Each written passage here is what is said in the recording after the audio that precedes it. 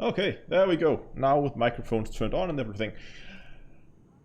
Hello, ladies and gentlemen, and welcome to a Creators Roundtable. Haven't done those. Try that again. Haven't done these in a while. I have a few of other people with me here on Discord who you may know. There will be some introductions here in a bit. I just quickly want to say, as usual, when I do these roundtables, I may not be replying to chat as much as I normally do, at least. And while this whole roundtable and we're sitting and talking, I will be flying around in my crate, and I'll be slaughtering some Thargoid scouts. Yeah, and that's pretty much it. I will switch over to Discord, and I'll see when the other guys are ready. So let's jump over and see. None of them have unmuted yet, so I'm just gonna go and start up, and I'll see when the other guys arrive.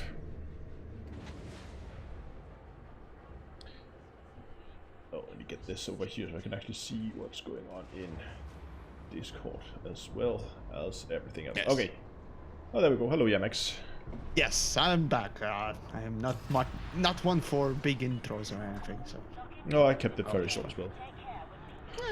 4 pips to Discord. Efficiency. Oh shit, that's an adder. Woo!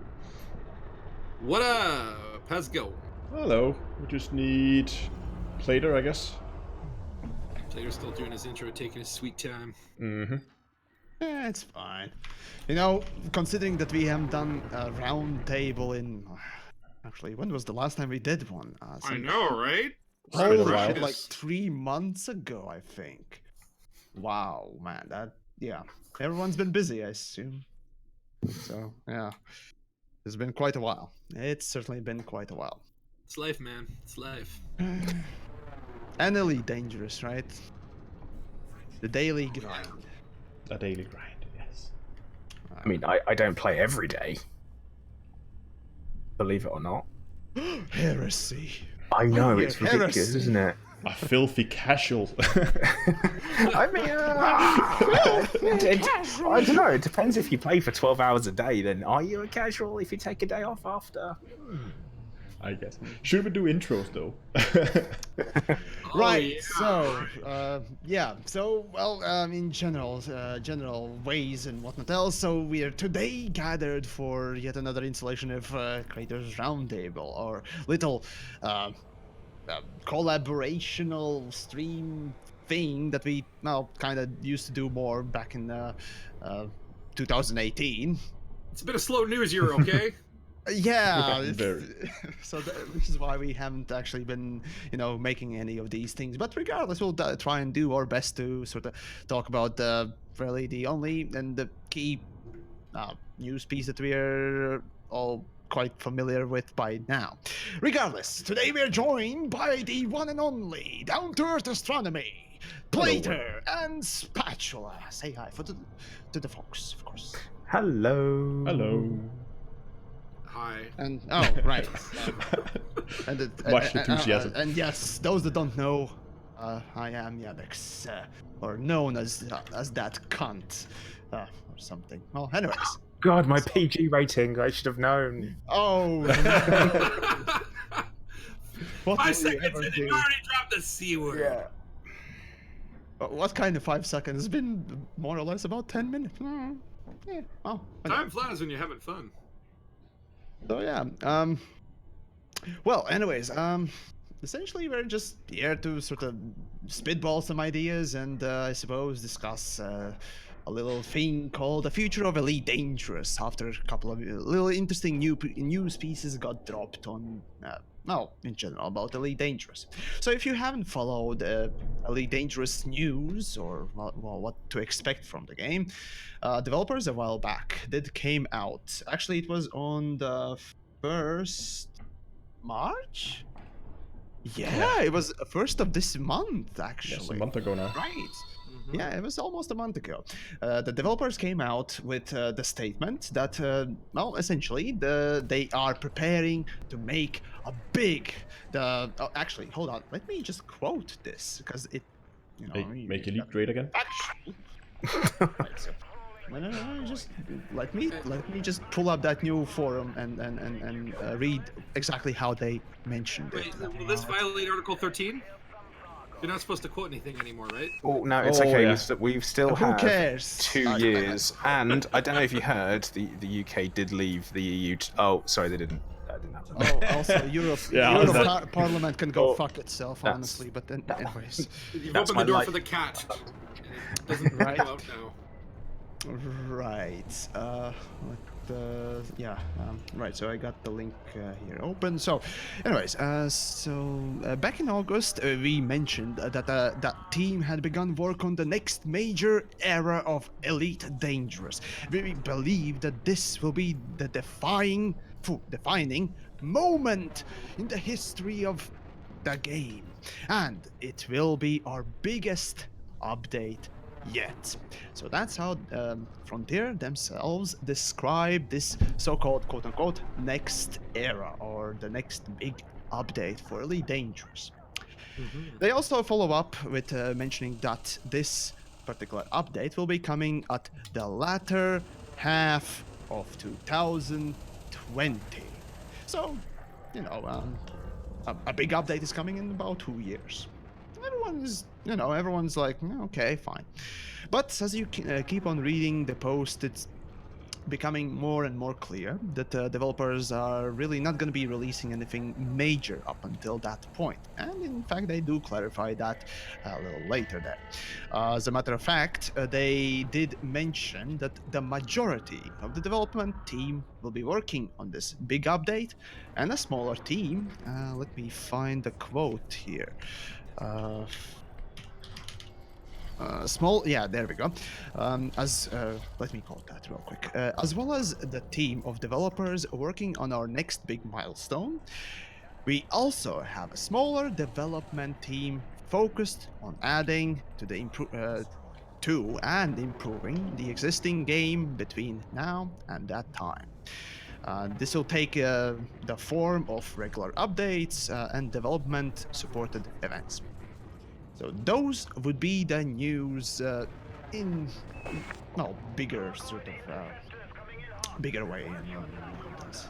English can good now. Now, are you looking at the post that they made in August? Because August is when they sort of announced they were going into pre-production. Are you looking at the more recent one? This is the latest one. This is the one right. on the 1st March. Actually, I can post the link in my chat at least. You got links on your own. Okay, so I guess whether but just people asking why we're reading up for something we already know. It's just to get everybody up to speed. So in case somebody haven't read or didn't know, we're just gonna get everybody up to speed with that.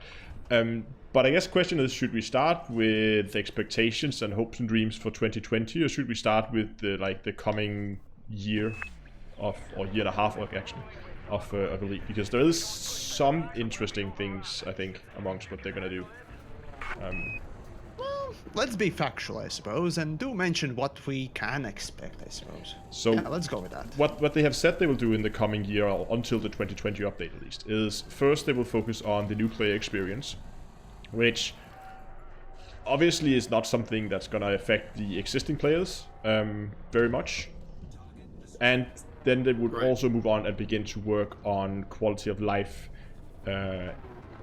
updates, like smaller quality of life things. And I read that as saying we are going to try to get rid of technical death because they have a lot of that.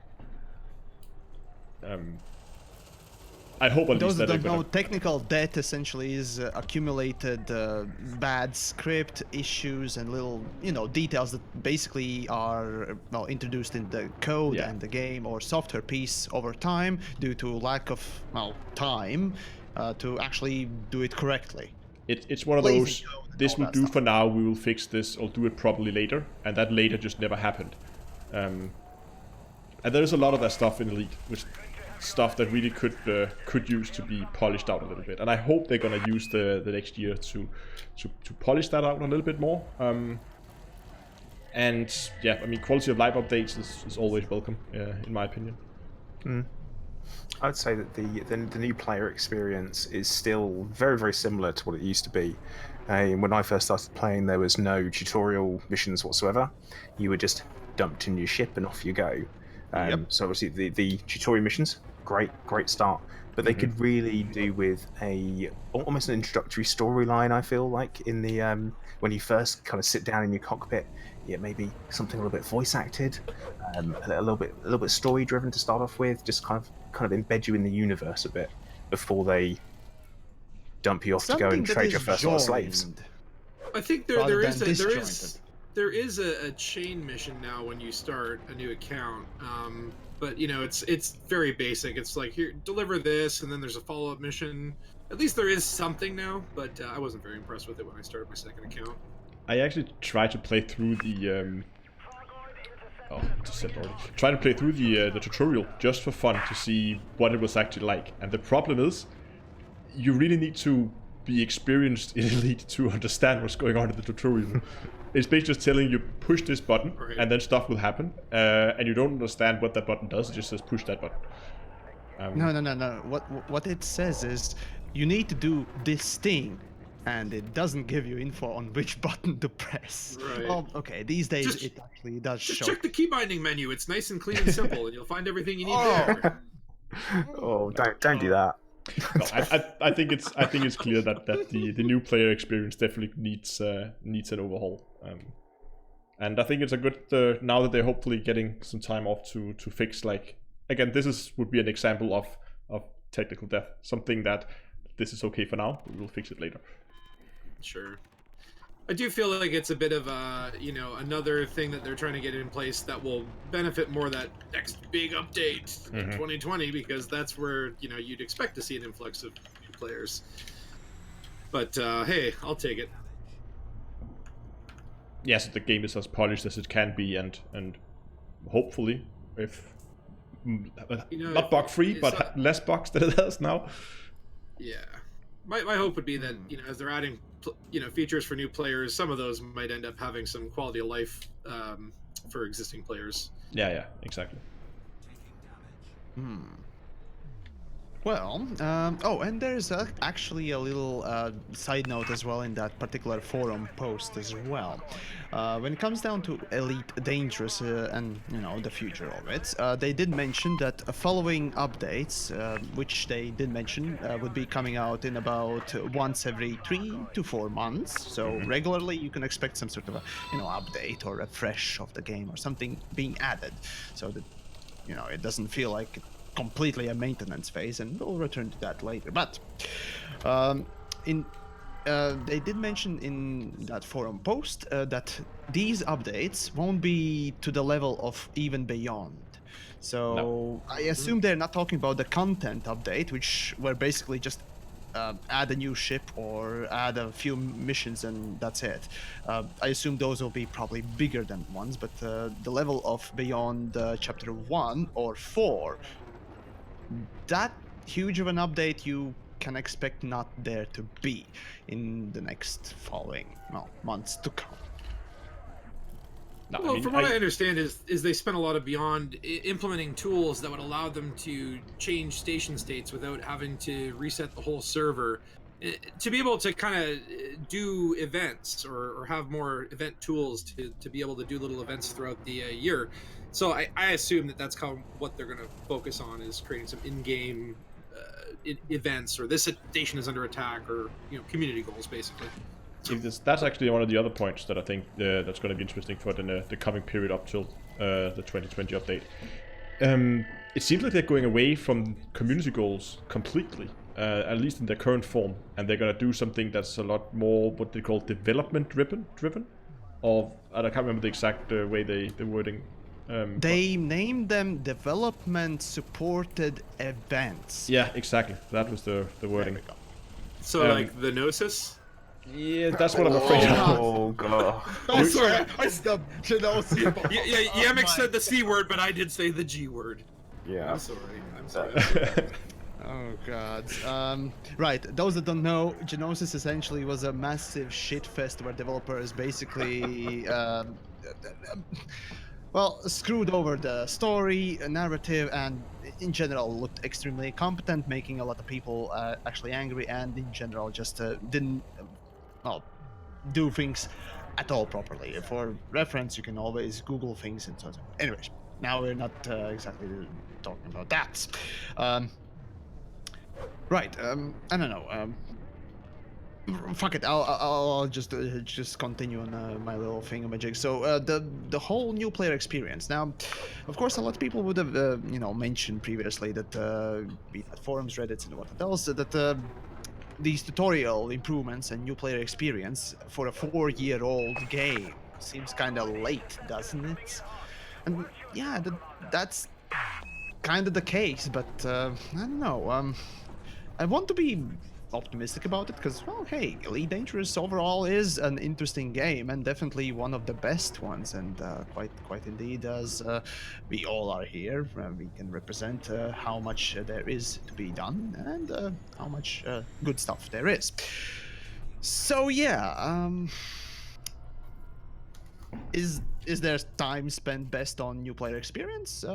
Considering that there will be a big update coming, yeah, I suppose. On my part, surprise, surprise, but I'm somewhat hopeful for something to come. Well, we'll see how they develop it, so I don't know. But I think it's pretty clear that, I mean, it seems to me what Frontier's doing right now is they're kind of putting Elite on ice a little bit.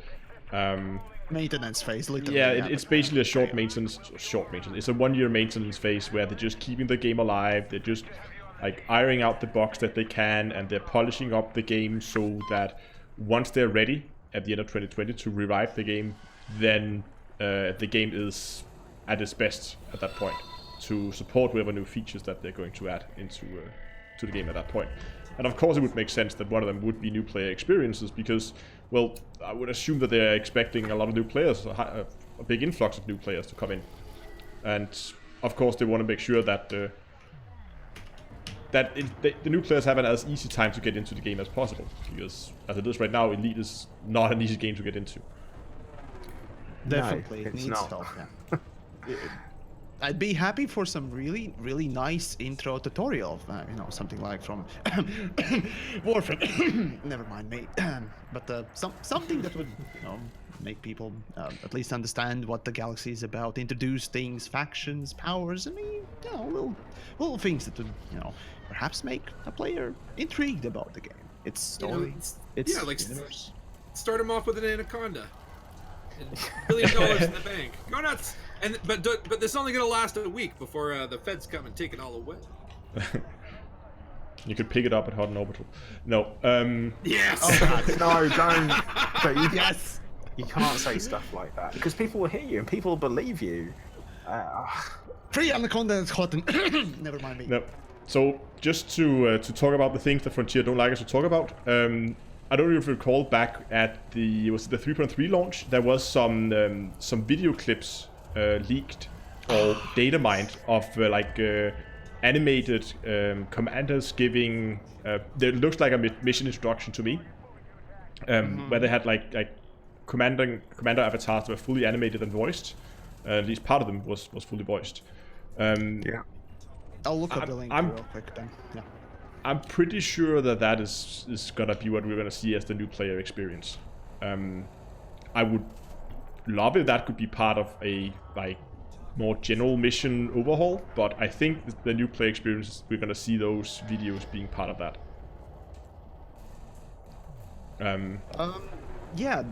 Those that don't know what it was on, one of the updates, essentially, developers included a couple of peculiar, let's just say, sort of cinematic pieces, and quickly removed them. But it wasn't data mined, folks. It's not in typical. It was you could literally unpack or open with any of the archiver tools one of the game files and literally extract it. Okay, it was just a zip file. Okay. It was. Yeah, it was sat in a folder, and you could literally pick it up and drag it into VLC player, and there it was. And I can admit, I did it. It was interesting to see, and it was the same character in like 4 videos. Only one of them was voice acted, and it was It was voice acted, but that was the only one with audio. Yeah. Not The other ones were that just was the animated. only I one. think they were just they were not voiced yet. Yes. I hope that's gonna be something that's gonna be part of a new player experience, because it's a lot better than just a random NPC flying up to you in a ship, that you actually have a actual character, I think, talking to you. Yeah, definitely. It certainly is a bit more personal. That's for sure. That's for sure. But then, of course, there's also the argument that if they, let's say they introduce something like that with like a character sitting there talking to you, voice acted, looks really good, looks really polished, and then when you come into the game and you get a mission, it's like a wall of text that you have to read. Well, look, that's where I was saying that, like, you know, they might implement that for new players, but then they probably implement it in a way that they could add it for more experienced players and engineering missions. And Yeah, stuff like that. it'd be So kind my of hope stupid is just to implement it for news. News, I mean, problem is, unless Why not Frontier follow? gets access to to some serious text-to-speak tech, they're gonna have a hard time. I mean, they can't voice act every single mission in the game. That's simply just not possible.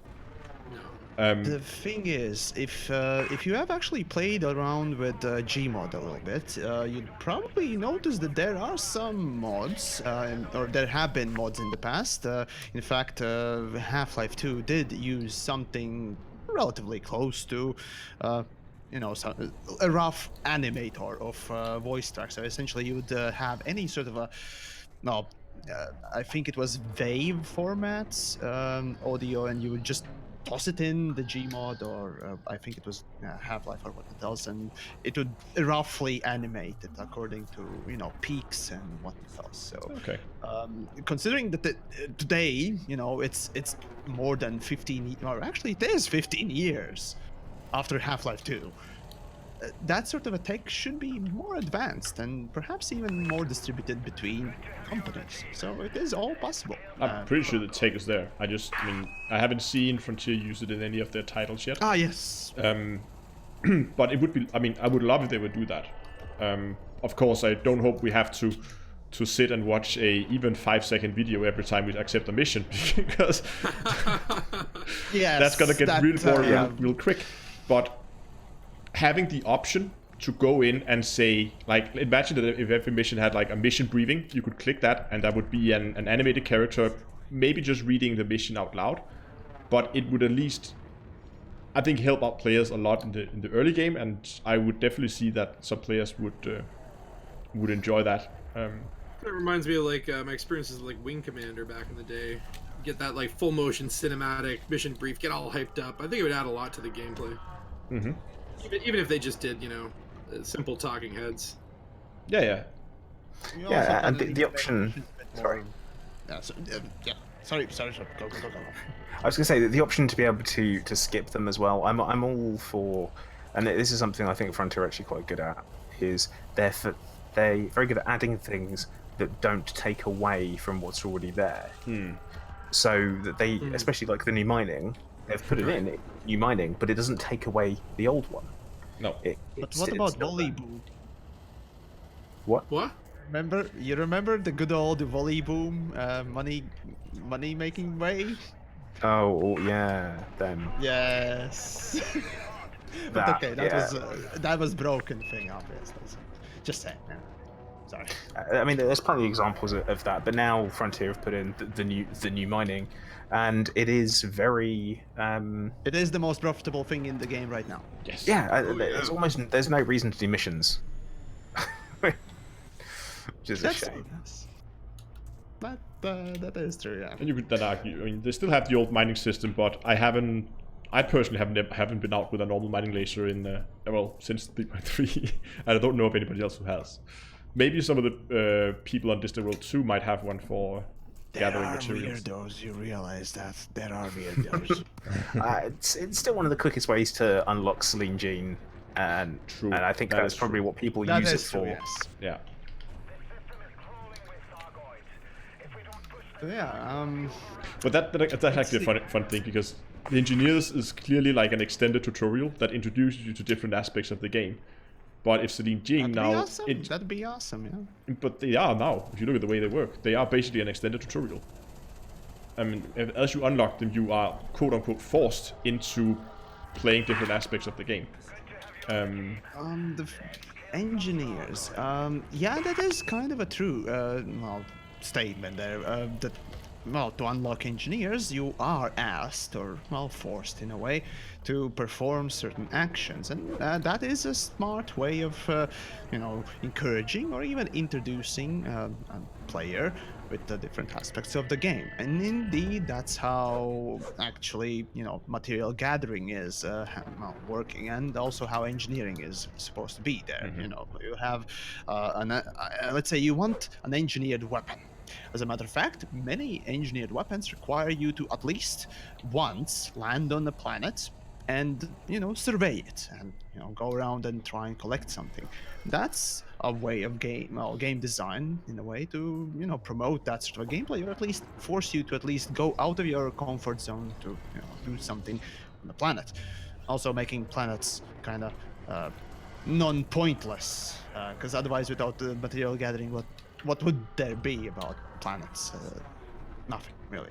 But anyways, that's a different topic. The point I wanted to make was that now, if you see the engineer unlock as an extended tutorial, then it's kind of misrepresenting mining a little bit as it is at the moment. I'm not saying it's a huge issue. I'm just saying that it is, because it's introducing mining as go up to a rock and shoot it with a laser, which can be fun. I find it very relaxing, but that's not what mining is in Elite today. So it's just yeah. It's kind of a relic left over almost, isn't it? That's kind of, you've got the mining lasers as they were that haven't progressed with anything that we're doing now. Kind of what we're being rewarded for is the new gameplay content, and I kind of talk about this quite a bit, that Frontier want us to play a certain part of the game, so they make it rewarding. New mining, great example. Passenger missions again were a very good example. They were the previous money meta, and then before that you had planetary scan missions, and you kind of got these things. Every time they've introduced something new, we've been guided towards playing it. But as a new player, there are aspects where you just jump straight to that new thing that you're being encouraged to play, and you don't go back and you do any of the old stuff, so you don't have the same journey as a player through the game. I need to clarify. Not personal narrative. No, go ahead. Oh God, no. Play a quick question. Do you think Frontier is, when new moneymakers or hotspots arrive, do you think they're adding those on purpose? I think that they knew that they would come up. I think that it's more and this is something that it's going to be very classic, because they don't play the game in quantities that we do. The same thing that they might do like half an hour playing the game. That's great, but we, because of who we are, and we know we have jobs, lives, families that we might want to spend time with, we do the thing that will always be the path of least resistance. Yeah. So if someone says to you, you can make 100 mil an hour doing this, or you can make 5 doing this, what are you going to do? You're going to look at the two options and go, I think I'll go for the one that's going to get me 100. Is the sheer pragmatism. It's obviously the player pragmatism. Of course, the path of least resistance. Whatever does the thing that I want to eventually is gonna be used. And after I get what I need, then comes sort of the enjoyment phase where you actually go out and do whatever you wanted. Yeah. Should we try to go back on the developer-driven events? There we go. Stupid name. It's extremely stupid name. But what I hope it is they would do. I would love to see. You remember that bonus weekend they had like way back in the day? And for those of you who weren't around back then, I don't know, was that a year ago? It's a long time ago now, at least. It was a while. It was a while ago. There was a weekend where Frontier introduced or did something they called a bonus weekend. And basically they made up some in-game lore story saying that some faction in Elite or some entity in Elite that were in charge of tax on trading, they were celebrating something, so they were removing trade tax for a week or so. And because of that, all profit from trading was increased over that time period. And engineering, there's also engineering was also reduced, so you should do less materials to do engineering upgrades, a lot less materials. And that was great. I think it was such a great idea to both to give people some like a feeling that the galaxy is a little bit more alive, that things happen, because to be honest, a lot of people don't really care much for the lore that happens in the game. A lot of people care. The problem is that it's super hard to even get into. And Codex, as a matter of fact, have been amazing tool for normies, like yours truly, as a matter of fact, to get into the lore. You know, without needing to read some fucking book or something else, or, you know, the other games and so on and so forth. So it is a wonderful tool, and we need more of it, because guess what? Elite Dangerous from time to time does have some amazing storytelling in few places. And I actually did ask Will about it, if they ever gonna do something like that again, and he said, well, he didn't say no, and he said that it's something they want to, at least. So they always want to, but yes, whether or not I'm not so sure it will happen. I hope it will, because I actually think it was a really, it also like encouraged people to come in, even if you like, if you burned out of the game a bit because I can't be bothered to go and collect like 100 of this thing to collect or to finish a build, then suddenly there's a bonus weekend where, hey, now I can do this in a lot less time, and then that could kind of help people get over those bumps that they encounter in the game that causes them to burn out. Yeah, and actually we have another creator who's constantly writing within our little chats there, but Turgeon, yes, if you wanted to come along, then come on. Anyways, so yeah, the whole thing about double XP weekends, as a matter of fact, basically that whole, you know, galactical tax or whatnot else, the thing that they did a while back with, you know, reduced amounts or increased pay and so on and so forth. It's a typical double XP weekend, you know, sort of a thing, and I'm honestly surprised that Frontier, or at least their game designers in their infinite wisdom, never really considered such events, because honestly, PlanetSide 2, and again, I'm going back to the good old dead horse of mine. PlanetSide 2 started doing double XP weekends on a relatively consistent basis, once a month or so, I think. And honestly, that encourages, first of all, people to come and play the game for a little bit, and you know, take breaks, I suppose, afterwards, and I suppose not be that burnt out, and every time they return on those double XP weekends, be a bit more, you know, joyful, because you don't need to grind as much, obviously. So there's that also a positive thing, and it's a typical thing that just many games do. I'm just rather surprised that Frontier never really repeated it. So from us, at least from me, I can say, go for it. We need more of it, Yeah, or at least in a smarter way done, as Turgeon points out.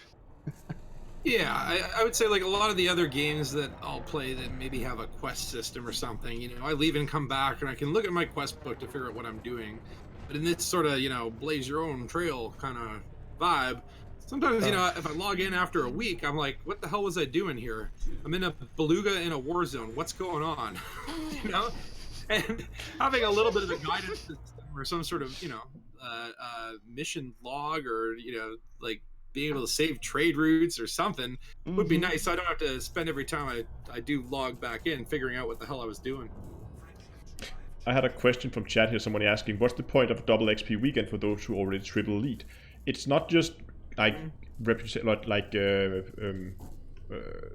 rank. It could also be like mining profit is increased, engineering materials is easier to get, or you need less of them, or maybe the tech brokers would let you have modules for less materials. There's a lot of stuff they could do. It's not just rank.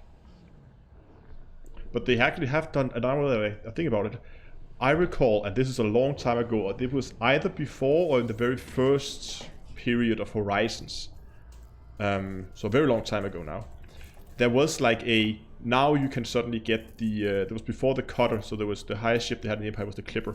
You could now suddenly get the Clipper at a lower rank, so you didn't have to have as a Duke, you need to be some lower rank in order to get access to the Clipper.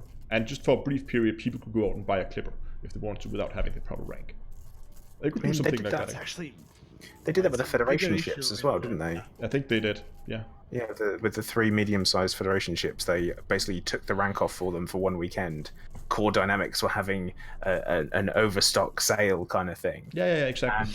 And it's like, okay, that's cool. I mean, it's not a bad idea. It's not a bad idea to put stuff like that in, because that's what other games do. You know, they do have events. In particular, I'm playing Star Wars: The Old Republic at the moment, and they have Life Day at Christmas. And you know, you get a bunch of I know. But it is something. That's canon. Yeah, it is. But it's something that's been put in, and they've actually stuck with it. And it's full on canon now, and there's no harm in that. There is very much no harm in putting something in that's going to encourage people to play your game. It looks good on numbers. It always attracts new people because it puts it towards the front of whatever algorithms there are out there. And that can't be a bad thing as a developer, to see more people to see your game and more people to play your game. And it encourages people who may have put the game aside for a bit to say, okay, I'm gonna go back in and give it a go again, just for a weekend. Exactly. You better watch out. They'll put Raxla in the game for a weekend. It's already in the game, as the developers have said, but it's probably a rogue planet. For one weekend, every planet in Elite is Raxla. Raxla's everywhere. It's been in since the beginning. Players to quickly discover this thing so we can move on with the fucking plot. Come on. You get a Raxla. You get a Raxla. Everybody gets a Raxla. Instead of Hydras, we get Raxla. Yes. What do you guys think is coming in 2020? I know you don't like your speculation, but what are we getting? No, Flying I don't moons? Like caves? So one thing that I think, and this is okay, so I'm expecting that they're gonna do at least the ice planets, which we know they took out of the 3.3. But now that they're doing, 2 years of development, I think they're gonna do a rework of not just ice planet, but most of the planets are gonna get a rework. Right. I think that's reasonable to expect. I think that's pretty sure that's of course. I hope at least that they're gonna do that. Fleet carriers, most likely. Also, it's pretty safe. They did say they tabled. Developers did say that fleet carriers and ice planets, the two features that were taken out of Beyond, and sort of postponed for whatever time, developers have actually admitted, I think in the same forum post. Yeah, I think it was the same forum post about the news of the Elite's future, that they are still in development. Now, mind you, we're talking about a company, and the phrase still in development is not necessarily it's gonna be released statement. Well, in the August post, they specifically said they pulled ice planets because it will benefit from a future terrain generator, which will be in the big update kind of thing. So it's very reasonable to assume that not only will be ice planets, there'll be other planets. It'll be regenerating terrain on existing planets too, and that ties into that. Now, fleet carriers, they just said it's reprioritized as well, but it hasn't been dropped. Reprioritize. I don't think they actually worded it that way, but word reprioritized, yeah, that sounds about right. It's one other shitfest event. And that of course begs the question: if Frontier is building a completely new planet generator or terrain generator, I assume it's not just because they want the planet to look prettier than they already do. And that's probably going to be something going on planets. I already have people writing legs in caps in chat. And there is an interesting point in terms of with space legs. We were actually discussing it over on my Discord server the other night. That Elite has very good VR support. How are they going to handle space legs in VR? Because if those of you who try to do any games where you move around, where you walk around in VR, it can be very nauseating for some people. Yeah. So how are they going to handle that? Are they going to say, when you are in VR, instead you have like they do on the Oculus Home thing, where you basically have like a pointer and you point somewhere, then your character teleports to that point, then you stand there. That's a solution I've seen to move around without getting nauseated. If you've been playing Lone Echo, I don't know if you guys have been playing that, but that's a zero-G game where you fly around in zero gravity. And for some reason, at least, you don't get as nauseated when you're moving in zero gravity than you do with moving, like walking. So maybe if they're going to introduce Space Lakes, it's going to be purely 0G. That's one point. I'm just saying, drop the fucking VR and let's just make a good game rather than just pander to the fucking VR troopers, man. That was exactly. Hold on, You're hold speaking on. to 3 people that have got VR. No, okay. This was my next point. My next point was that I was playing around with the FSS scanner in VR. I don't know if any of you guys have done that. Nope. Yeah. Yeah, Plato has I can hear. So basically, what it is it's just you basically get out of your ship, and the ship is no longer rendered, so you're just floating around in space, and the whole interface is basically just like a big screen floating in space in front of you. It's not very well implemented, to say the least, in VR.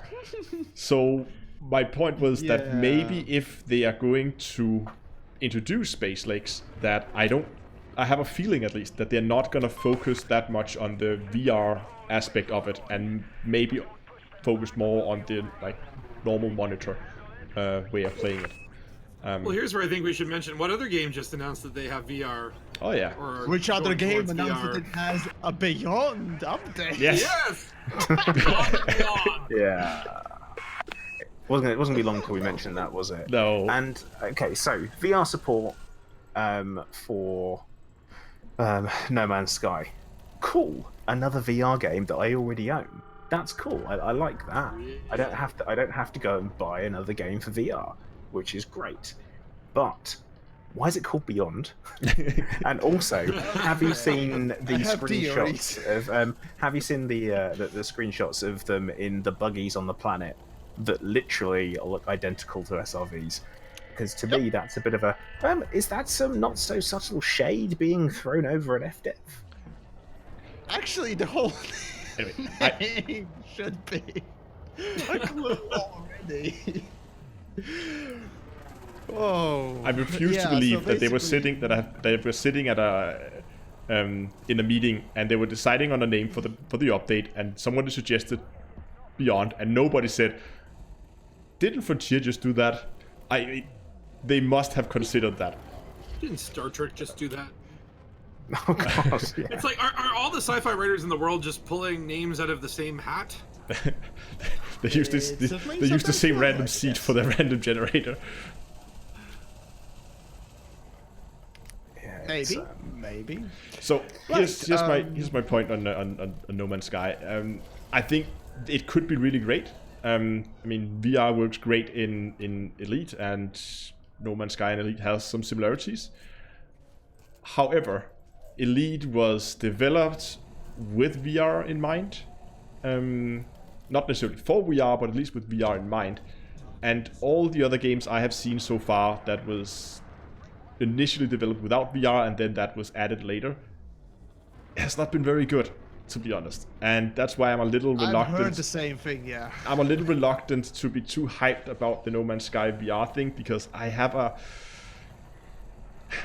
sneaky suspicion that that taking a game that wasn't designed for VR and adding VR, I'm not so sure. Well, I would love to be proven wrong, though.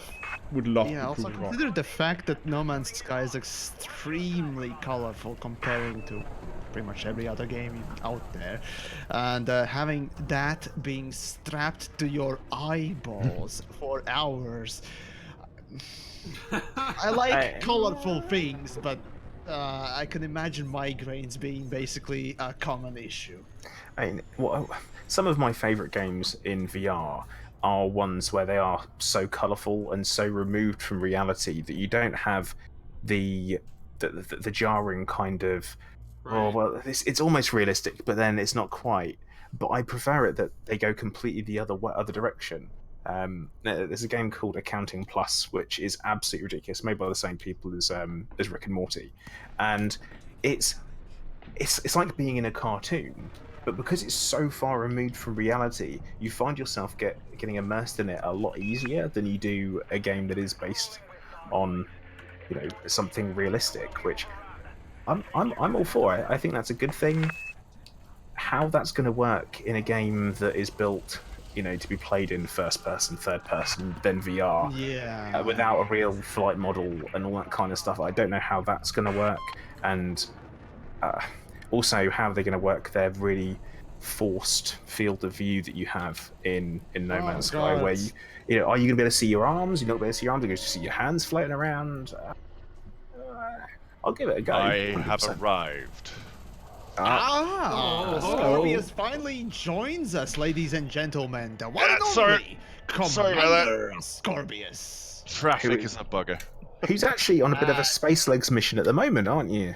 I am. I'm glad because I was actually listening to the stream while I was driving home, and yeah, good points made, and not so much negativity apart from you, Spatula, throwing all the shade. What's going on? Grandma. Is that the challenge right there? No challenge. No. It's not. No, I was just. We speak about this game because we love it.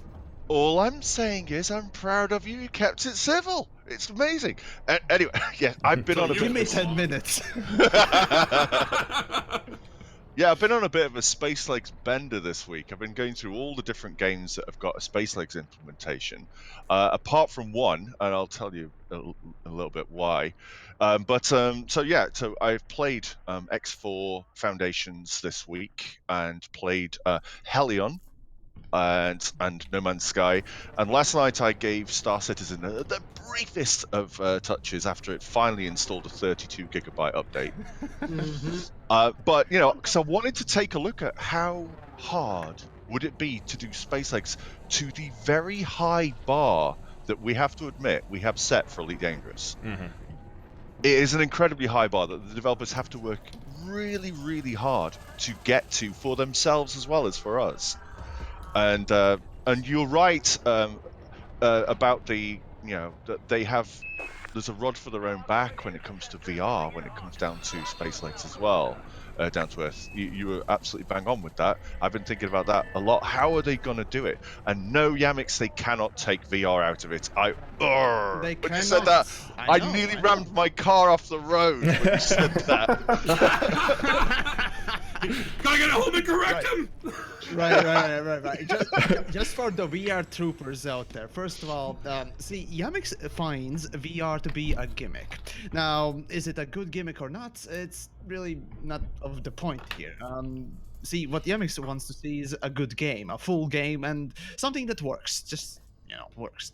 The thing is, as VR goes, I realize it can be very interesting and so on and so forth, even though I myself cannot enjoy it or don't enjoy it, whichever comes first, really.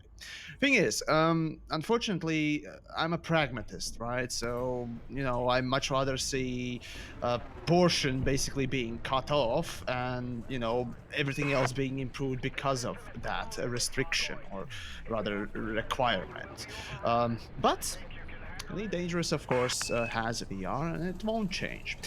So the question is, how will they implement the whole, as we said, potential Space Legs if they actually do so, and how will that move on in the future? There are many ways, and the thing is, the bottom line for me is always with games, and as this, just make a good game and do your best, and just don't go overboard and make another multi-group.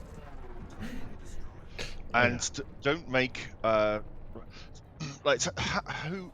who's aware of Egosoft, the guys who made X4? Yes. Right. Yeah, quite a bit. Right. So last year, Egosoft put out this trailer for their new game, X4 Foundations, and it looked amazing. It was like, you can walk around. I need to see that. Yes. There's aliens. There's the ships look fantastic. The backgrounds, the stars, the planets. It's a pretty game. Unfortunately, I don't think the team is very big at Egosoft, and they have about 30 people. As wait, was it 30 or 20? The last I asked them, it's not a lot. Launch, it was around there.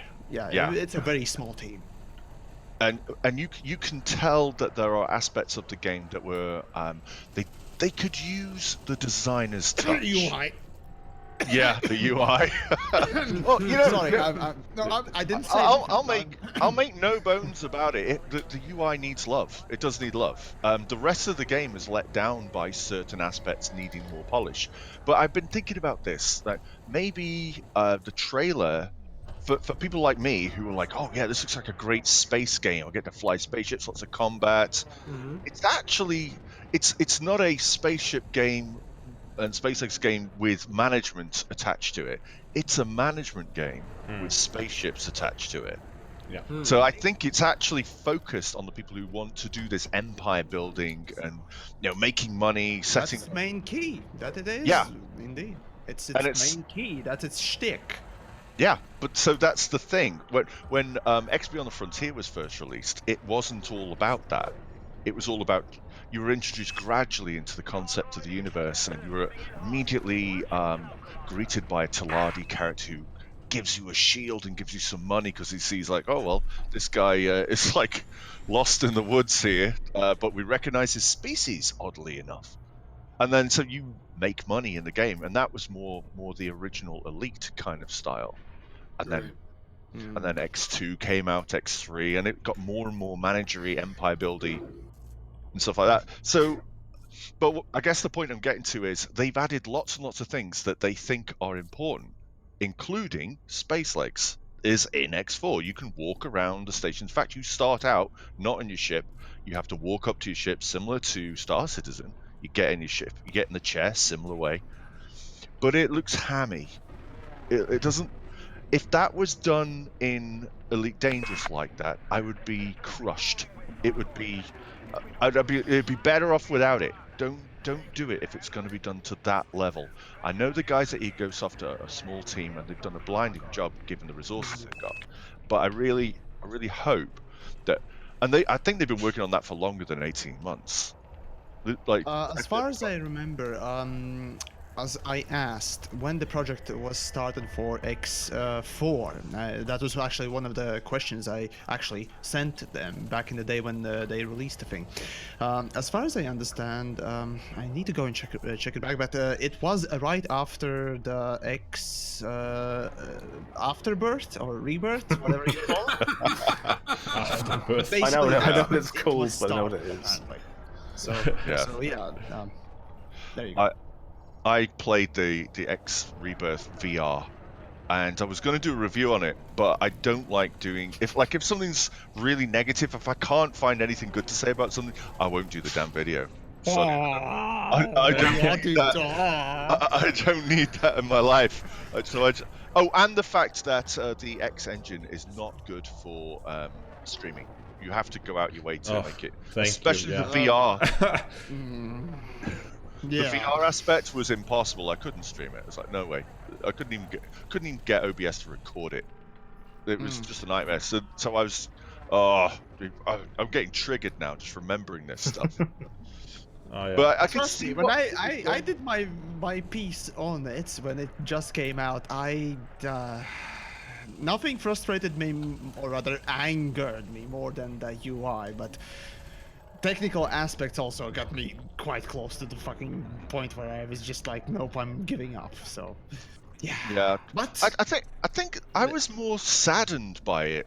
Like there was some bits that with a bit. Maybe if they had some more money and some more guys, that you wouldn't have ships flying around stations while you're docked, doing blind 90-degree turns and then flying up at and they're just all clustered together. It's like nobody would do that. I'm walking around and I've got my immersion is being murdered by this stuff. And you're walking around as well. The other point of space legs, how it's probably not a good idea, is on the station. So the stations are massive in X4. So you're walking around and you walk. They're actually the same size as Elites, as a matter of fact. Well, this is the point then. Orbis and Coriolis are the same, actually. They've had to put damn travelators down, so like moving platforms, so that it's like, okay, well, I'm walking along this thing to speed you up. I want to be able to get into those small cars that drive around in the inside of the station. You know those circular ropes? Yes, I want to. Yeah. So what you're saying there is, let me drive my SRV around inside the station, get to a place. I don't want to walk. And when you do walk around, space legs, then, do you? Yeah.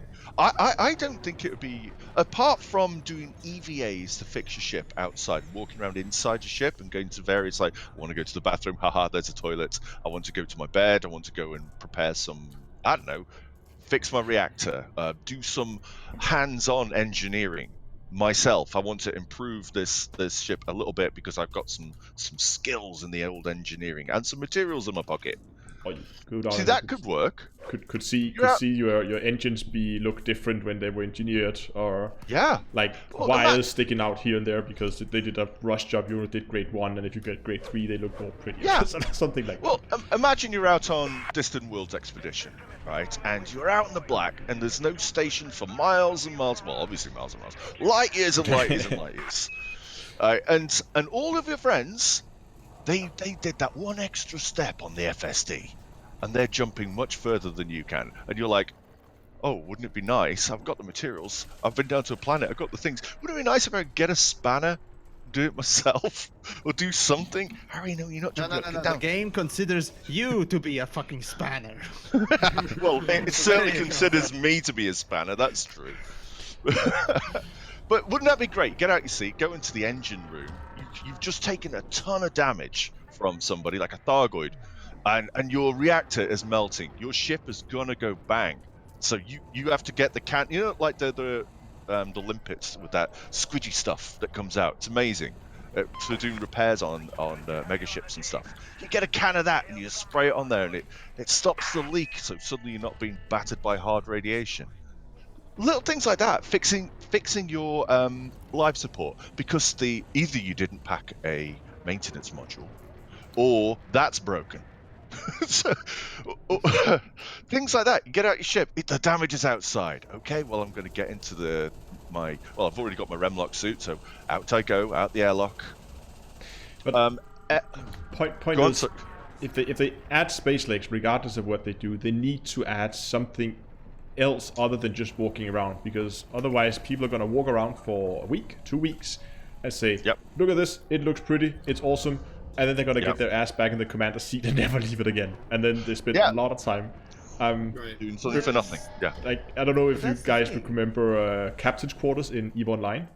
Yes, I do. Oh yeah. So EVE Online, they were trying to introduce basically space legs, where they would allow people to walk around the stations. And they ended up only introducing like a small quarter for where like you couldn't walk together with other players. It was just your own private quarters that were introduced first. And there was nothing you could do in there that you couldn't do from your ship seat. And anybody ended up not using it. They had now removed it from the game, I believe. Yeah, it's gone. It's essentially a vanity thing, obviously. And, they had bigger plans for it, though. Yeah, they had. They did have bigger massive plans. I recall seeing them, like, seeing videos of them showing almost fully done interior, and they had made, for the time, an amazing lighting model. Mm-hmm. Oh yeah, the rendering engine that they had for the characters was amazing. The sheer definition of the character heads that they had at the time, no one had done that. Exactly. And no one had also. This was before Bethesda was selling horse armor at however much. But really? Yeah, $20 a pop. That's old. That's old. Yeah, but it's old. This was old. This is I can't remember exactly when. But the fact was they didn't understand the pricing model for things. They did have this buying kit, cosmetics and things for your character, but it was expensive. They didn't know, and that was such a backlash for that. So. Anyway, I think we've touched on that before. The thing with the space, like, finish. Well, I was going to say, needing something else to do beyond just walking around your ship has to be something that you can't do from the Pilots Federation menu that you have in your ship. Yeah. And X4 does something along those lines. You can do all of the trading from your ship's console. You can go, I want to buy this and this, meat steak kahunas and all this good stuff. But if you want to go and buy something else, you have to go and find the guy in his shop. And you can actually buy ship parts and go do this other kind of trading. So black market stuff could be a thing, you're meeting a shady guy. He's going to stick some narcotics on your ship, and you've got to smuggle them somewhere. That'd be perfect. Find a shady bit on a planet and a base. Those big circular donut bases, they've got lots of nooks and crannies. Mm-hmm. It'd be cool to do stuff like that. I think one of the things that I enjoyed the most in like Space Lakes wise in X4 was there was all these like satellites, broken satellites that you could walk around and repair, and you basically have to park your ship next to it, go out in the spacesuit, and then run up with a repair beam and begin to fix them. I mean, they could do like missions or some activities that require you to go out into an EVH suit or Remlock or whatever it's called. The thing with SpaceX here is that basically you can compare SpaceX actually exactly to how SRVs are made and the planetary landings thing. The thing is, it's basically just going to be an addition to these things, but in general you can see what developers potentially could do with SpaceX if such a feature were to be actually put in game and so on and so forth with SpaceX, right? So you'd developers will make sure, and they will make sure that there will be something specific to be done with SpaceX that nothing else will, fit it, so to speak. So you can expect that much. Whether or not this particular gameplay will be, beneficial or not is dependent on the implementation, just like SRV and materials are. Materials, as a matter of fact, are, materials engineering and so on and so forth are essentially a way of making, planetary landings, have a point, essentially. So... Well, I guess the question is, why don't planetary landings have a point? Okay, going down there, the pretty to look at a sunrise and driving up mountains is fun. Yeah. So what could they do to that? Maybe that's something that's coming. If they're doing a new terrain engine, maybe the whole purpose of going down to a planet is going to get a revamp. I don't know about that. I was gonna say that kind of guides us towards one of the other things that people often bring up when you talk about space legs, which is atmospheric planets. Because that's kind of the I guess the other side of the coin, and a lot of people seem quite polarized about which one they want. When I really want space legs, or I really want atmospheric landings, forget space legs. And atmospheric landings would be cool, as long as there's something more to do than you can do on a planet with no obstruction. Other than the fact that your ship is floating around in the atmosphere. Hydras or actual Targoid models, you know the ones, right? I don't know what you're talking about, mate. Didn't see them 2 years ago, didn't do anything, no. The thing with actually atmospherics is that essentially atmospheric landings, they could easily be implemented right now in the game, right? They have a terrain generator, and they have planets. Pure and simple, just put in a couple of different, textures, and boom, you're done. Oh god, no. Yeah, I know. God, with Scorb on this one. Yeah. Anyone who uses the word "just" to make a big thing small can go and die in a volcano. Ascorbius. I really don't understand why they don't add space legs. They just need to add space legs. Okay. They just need to press the add space legs just button. give me legs. Yeah. Sure. See, okay, Ascorbius, I've coded things that I've said, or rather, things have been said to me. Just code this in. I've done it. I know the feeling. And you can go just die in the fire. But let's be honest, we're fucking customers here, and I don't. There goes civility. No, you're right. It's the thing is though, people do say, "Can you just do this? Can you just do that?" And it bugs. It would be a lazy way of doing it, obviously. How hard can it be? I don't want anything else but space legs. I don't even want a space body or a space head. I just want the legs. You just want a pair of legs walking around. No head. That's it. No space head. That's a different game. No, but the point is, as we did just to wrap that one up, I think they would have to add something like substantial to make it worth the while doing space legs. And I'm not even sure if we're gonna get space legs on like all environments. So maybe we're only gonna get space legs on stations and ships, or maybe we're only gonna get it in some other areas. not necessarily I'd be walking fine. around I'd be planets. fine. It would still show great progress. Like, even if it's like, well, we're only giving you space legs, but in stations, the rest will come later. It's like, holy cow, things have moved forward light years. The dangerous thing with Frontier, and we will add that later, is historically it has a tendency not to. Yeah. Well, it's okay to test the water on something, isn't it? You It's start adding something, and if it's not fun, don't add it anymore. Like multi-crew. Multi-crew, Well- SRVs. I mean, Oh, Multi-crew, God. you were talking about technical debt earlier on. Multi-crew's one of those things. Indeed. That's Oh. No, It's kind of what stopped multi-crew being fun? The fact that you could never get in your friend's ship. The fact that it was so buggy. And that is what stopped it from being... Because actually, you know what? Flying your friend's fighter whilst they're in the mothership is actually alright. It's not that bad.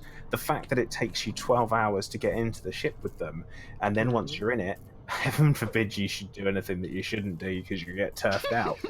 And that's the real shame with it. It could have been great. It had great potential. Unfortunately, it was never realised. And as mentioned before about the servers and the community events, is that they literally just shit the bed whenever people try and do something in large quantities, and Right. that stops, in my mind, Elite going from being it's a pretty good game to being a very good game. It's still got a little bit to go before it becomes a great game, a very enjoyable game still. But I feel like there's a little bit more there. Someone's mentioned in my chat like CQC, CQC, bloody great fun. If only it was integrated. if only there was There's no players to depth play to it. No, Well- the thing is, a CQC is integrated just fine. It lacks normal features as like friendlies. But anyways, aside from that, CQC is a good example of just a slapdash sort of a design idea and empty design.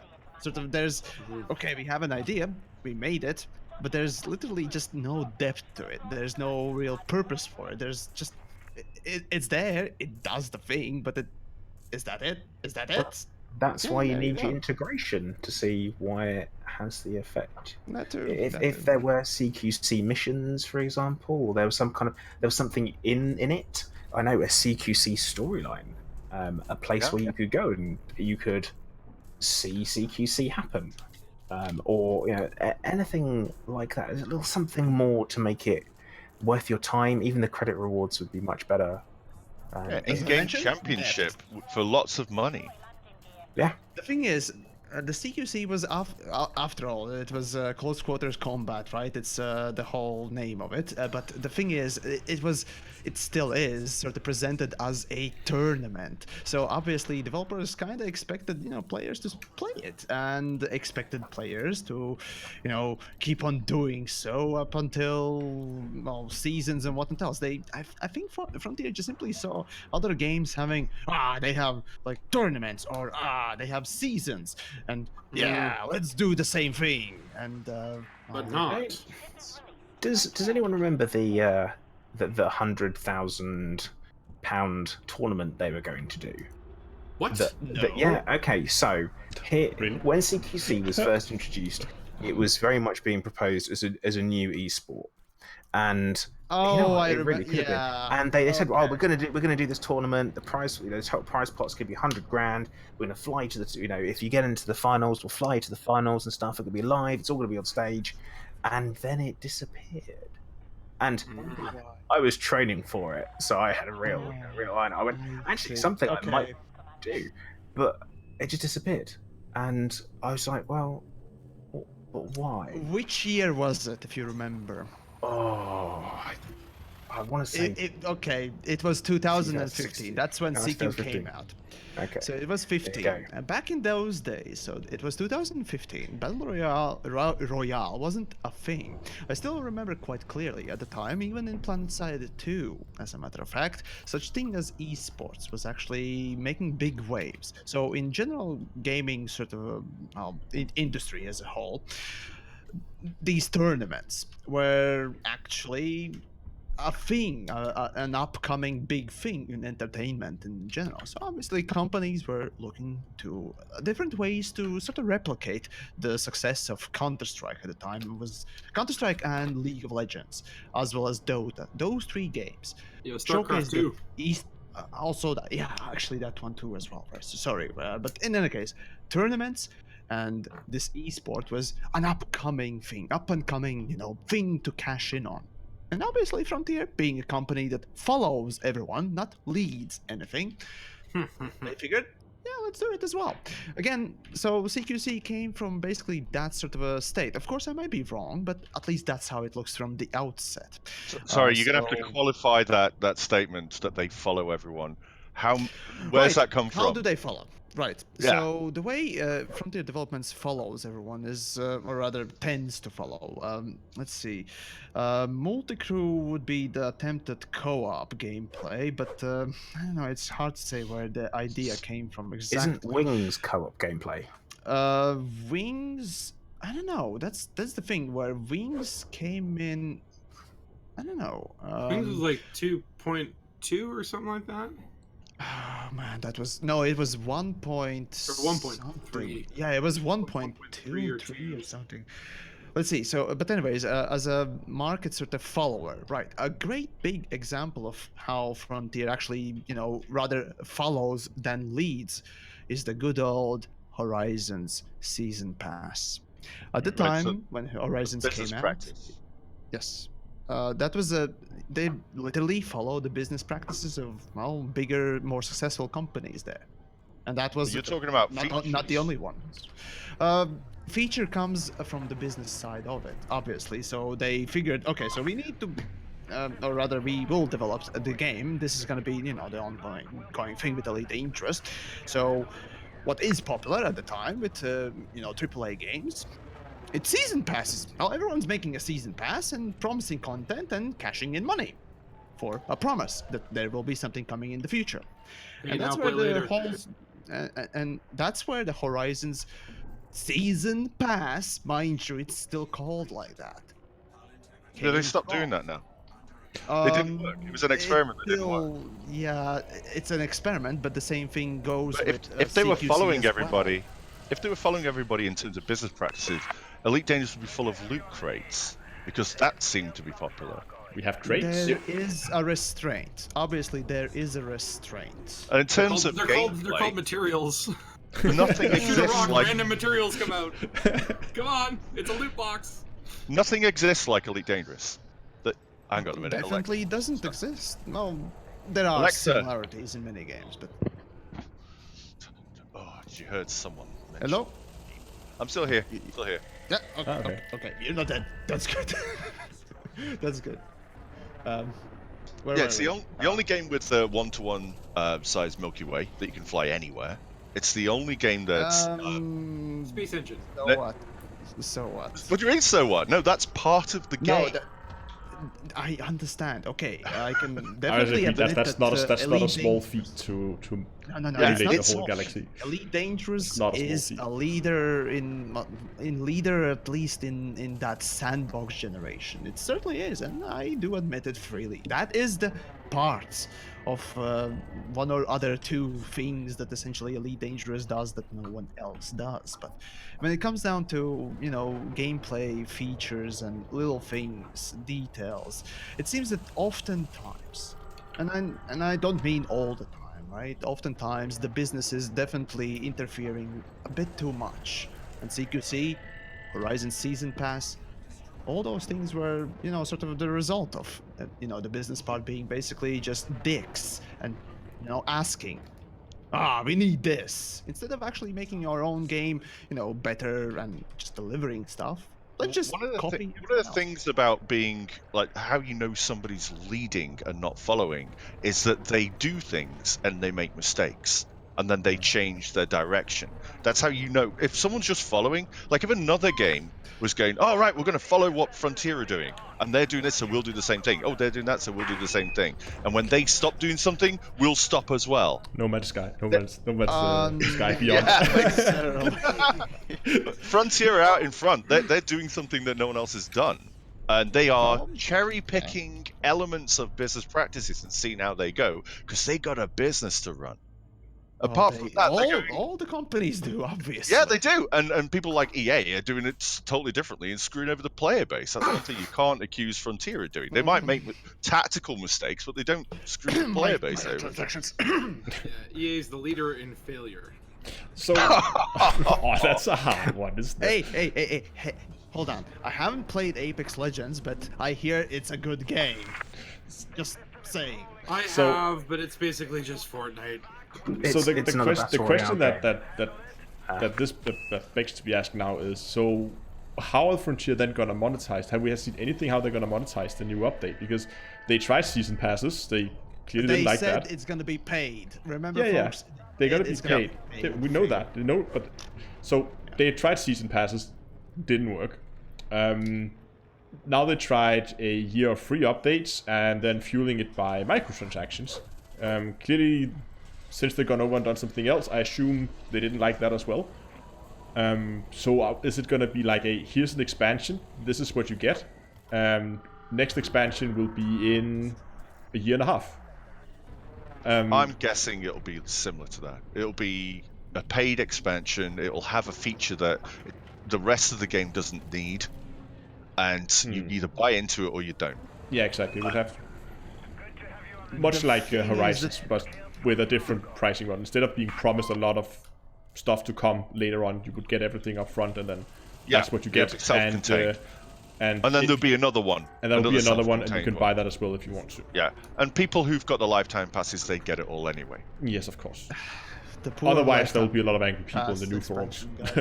But it's like that's something that promise they've made.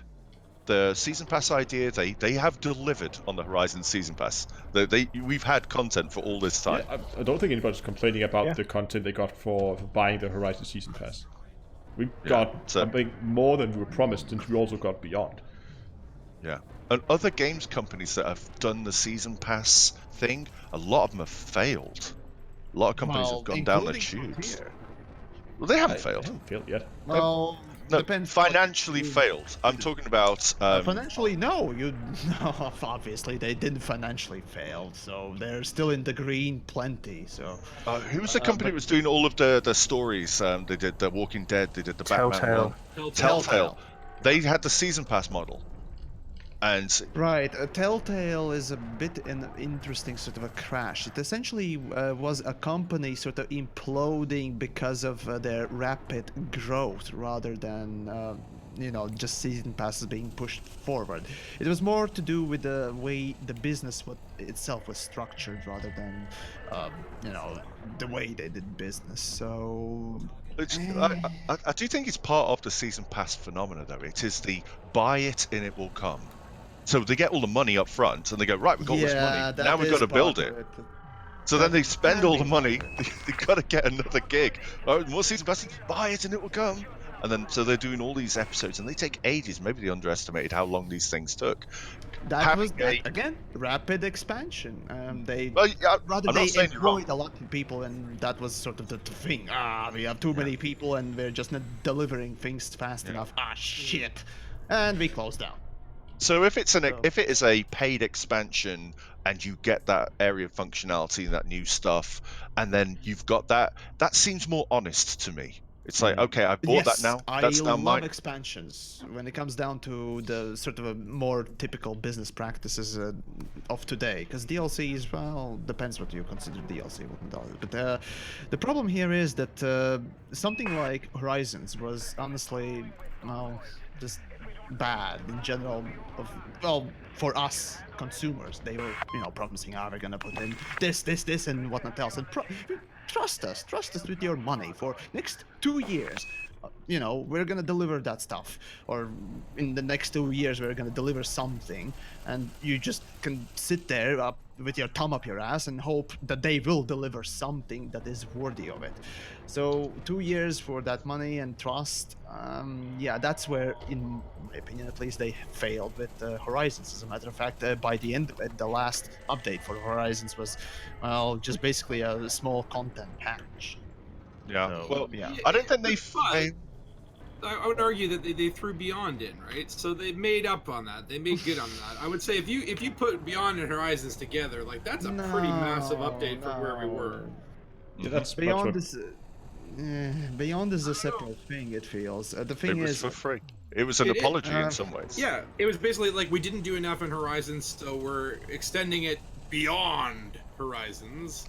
Yeah. one could argue that Beyond features were already planned for Horizons, but you know, without the actual facts, it's then just we still got it. We got it for free. Yeah. So I It's not- don't think that nothing's for free. Look at mining, look at exploration, just from the last Q4 update. Look at the new ships. Like there's a lot more that they've added. It took them, twice as long. It took 2 years instead of 1. But I feel like at the end of it, okay, well, we kind of got good value on Horizons. Like, it was only, what, $40, Yeah. $50? Yeah, If it was so bad, why have I got Huge value. 4,400 hours into it? If it was so bad. That's your personal thing, and that's personal anecdotal evidence, my friend. Personal You realize that. narrative? Oh god. Okay, I mean, you can say it's personal to Ascorbius, and then I chime in and go, well, I've got over 3,500 hours. And then I would ask you, Right. how many hours do you have? Dun, dun, That's the thing. dun. The good old argument of sunken cost fallacy, right? No, I don't regret a single moment. Well, Oh, I have regardless, moments I regret. it's you. Yeah, it's your sort of perception of the thing. It doesn't mean that it's sort of all around good. But again, for future of Elite Dangerous, right? So the fear for me really, when it comes down to the whole 2020 update, is that they're just gonna push another fucking Horizons onto us. As long as they actually deliver plentiful content that would reflect the price they are asking for it, I'll be fine, and I will support them. As a matter of fact, I won't ask for a review copy. I'll just go out and buy it, because guess what? I do want to support good development and good games. And that is a very reasonable statement to make, actually. You don't say. Actually, if you think about it, if you think about it, it would make sense if they did like an expansion kind of monetization model where you pay once, you get all the stuff up front, and that's what you get. Maybe you'll get bug fixes and stuff like that, of course. That's probably to be expected. But other than that, because then it would make sense why we're seeing such a long, not calling it delay, but time period between the current patch and until we see the next one. Because obviously they would need to develop it all. Like, so far Frontier has been, at least with the Horizon model, they got paid first and then they developed it, and now they're going from a model where they develop it first and then get paid once the patch is out. So obviously there's going to be That's a long... how it should be. Yeah, but obviously there's a long... Oh, shit. Interceptors here. Fuck. Yeah. Okay. Take your moment. Yeah, that's okay. I was just suddenly an interceptor, right? I was got all carried away here. Right, then. But no, that obviously means there's going to be a large gap, and that's the gap that we are seeing now, I think. So I think it's a reasonable assumption that it's going to be like an expansion thing where you pay, you get everything, and then there's an update. That there's bug fixes coming up later. I think in with we'll that, see. I would say something that plays in with in Frontier's favour is that where they have more games, therefore more income, they can take the foot off the pedal a little bit to take stock and actually decide on what they're going to be doing going forward and have that time to concentrate on it. And to be fair, when you're used to things being a certain way, like we've had it with Elite Dangerous, where we've had this drip feed of content constantly, all the time, updates all the time, extra things, keep adding everything, regular updates, and then suddenly someone says, well, you're not going to have that now. What we're going to do is we're going to work on stuff, we're going to once again take stock, fix some things, and then go back into it. And Beyond, originally how it sounded, at least at the beginning, it was very much okay guys, we're just going to kind of go back, do some quality of life, flesh out things a little bit more. And That's what they did present us, yes. And we actually probably got a little bit more than we were expecting with regards to exploration and mining, because they were complete overhauls of gameplay and mechanics. Yeah. And if we no, have- mining was an addition to the gameplay, not overhaul. Okay, Now exploration semantics. was. No, it's not a semantic. It is. It is. Bullshit. Anyways, carry on. But it's a. Well, anyway, and it gives you that kind of thought of, well, is that what we're going to see again? Is that what's going to happen in the future? Is that the reason why that's happening? Where they're having that big foot of the pedal, right? Okay, let's have a look to see what people want. Let's try and put something in that's going to give some really good, high quality gameplay, and at the same time, we'll keep a couple of things ticking over with the community support, the developer supported events, which I'm still wondering what format they're going to take. Are we just going to have community goals where they're going, yeah, go do them? Because that's not really. That's what it's gonna be. I'm sorry, but that's the development supported I thing. really Hold hope on, they're hold on. gonna add I some can kind of read reward it. to that, because if this. Give me a second. I'll fucking read it. So let me just read what the developers said about the development supported events that we're gonna expect soon enough. So, as well as community goals, we will also be using things like new scenarios, reputation and reward boosts, such as superpower reputation increases, background simulation, and galactic changes in game interactions, new game assets, and much more. Game-wide events, blah blah blah blah blah. Basically, they're gonna be using community goals and scenarios, well, to just do some sort of timed events. But it's more, I suppose. It almost sounds like what we'd like to talk about, those bonus weekends, but just instead of being a regular thing, it's going to be a little bit more handheld. Maybe, I don't know. That's what it feels like. It's just gonna be more directed in more, I suppose, personal way, and more sort of handcrafted, which is okay, but they are boring regardless already. So I'm not sure if they can actually make it. It depends what they're doing with it. I mean, this could be what we talked about earlier. This could be Frontier testing the waters, basically saying, okay, we don't want to invest a lot of time in making a fully automated system that can generate these events like at the push of a button. So what we're going to do is we're going to try this out. It's going to be a manual process. We're going to handcraft these events to start with. We're going to see what works and what doesn't.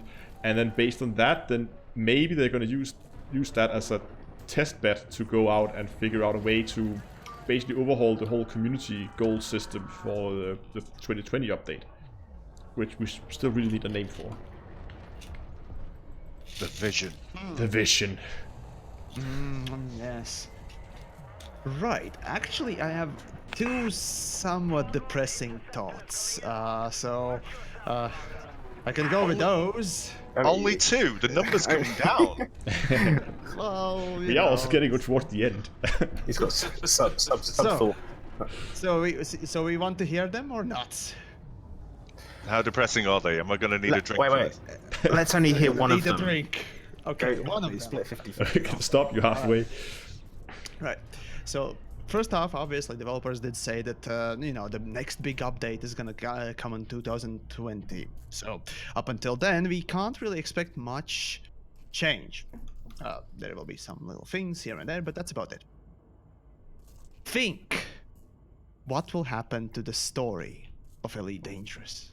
Think what will happen to Targoids in that time. Realistically stations speaking, left. we most likely won't see any sort of a big change from what we have right now. Targoids attacking some stations, we repairing, and that's about it. We won't really see probably any Guardian big advancements, maybe here and there, little things and so on and so forth. And that's the most depressing thing for me for Elite sort of a narrative when it comes down to it. I'm not so sure, already Yamix. said that, and I'm not so sure the story's going to it's an grind to a halt. assumption. Okay, so here's my take on that. Frontier loves telling stories. They love telling stories. And it would be a fair assumption that now that they're doing a large update, that with it is gonna be some story-driven events, some story events happening in the game. Some laws will they matter? Something will happen in the game, and I think there's a Will good... Aisling Duval get married? That's never gonna happen. Who cares? Now, I think it's a fair assumption that, I mean, maybe most likely the game is not in the law state that they want it to be. So there may be some events that will lead up as a kind of we're gonna get, they want a certain number of things to have happened before the patch goes live because it would fit better in the story they want to tell. Of course. So I think it would be a fair assumption that there will be some story events that's gonna give us a teaser to what's gonna happen, because that's pretty much Frontier's two favorite things to do: teasers and telling stories. Oh, no. What they love with the teaser thing is not really teasing anything. They just love to show off their logos. Okay, they do have a large section of the teaser trailers being logos, but Yeah. No, but the point I was making there was more to do really about the fact that, well, up until the big update, no big sort of events will happen to the story. And that involves, again, for the next 2 years, for the essential 6 years of development for the game, not a single, permit-locked region will be unlocked. We don't Well, know we that. don't know that, but that's an assumption here. That's a relatively predictable assumption, of course. But hey, I'd like to be proven wrong. So please, I'd like to definitely see what is in at least one of those permit-locked regions. That would be to at least nice. take a look. Wouldn't it? So But story who knows? isn't features. That's the thing. So they built a load of support for things into the game now. So they can now script these scenarios, which we've seen, like when you arrive at a megaship. Now, they're very simplistic scenarios at the moment, but they've got quite powerful tools now, so they should be able to script. And this is where the dev-supported events can come in, because you need a dev to write script. You push that to the server, they can download the script on your client, and then you start playing a part of this bigger thing. So instead of because we've had story for ages. Like we've had Galnet. Galnet is a wall of text. It's story. It's like no reading one cares. books in it can Morrowind. read it back to you now. Yeah, it can do that while you're flying around, which is a lovely feature. But it's not a It is a story that wonderful you are feature. part of. You're not part of that Yeah. story, Yeah, are you're- you? you're passive. How nice would it be that as a Galnet article comes out, it also sends you a bunch of script files. So if you're in that system, things start kicking off. So you start seeing people fleeing a war zone. You start seeing all these events happening that you can take part in if you give a damn. If you don't, I fine. mean, to a certain The degree, time's that up, stuff. scripts are gone. It already happens. Yeah, like you go into a war system, you hear the chatter, and it's just not connected, right?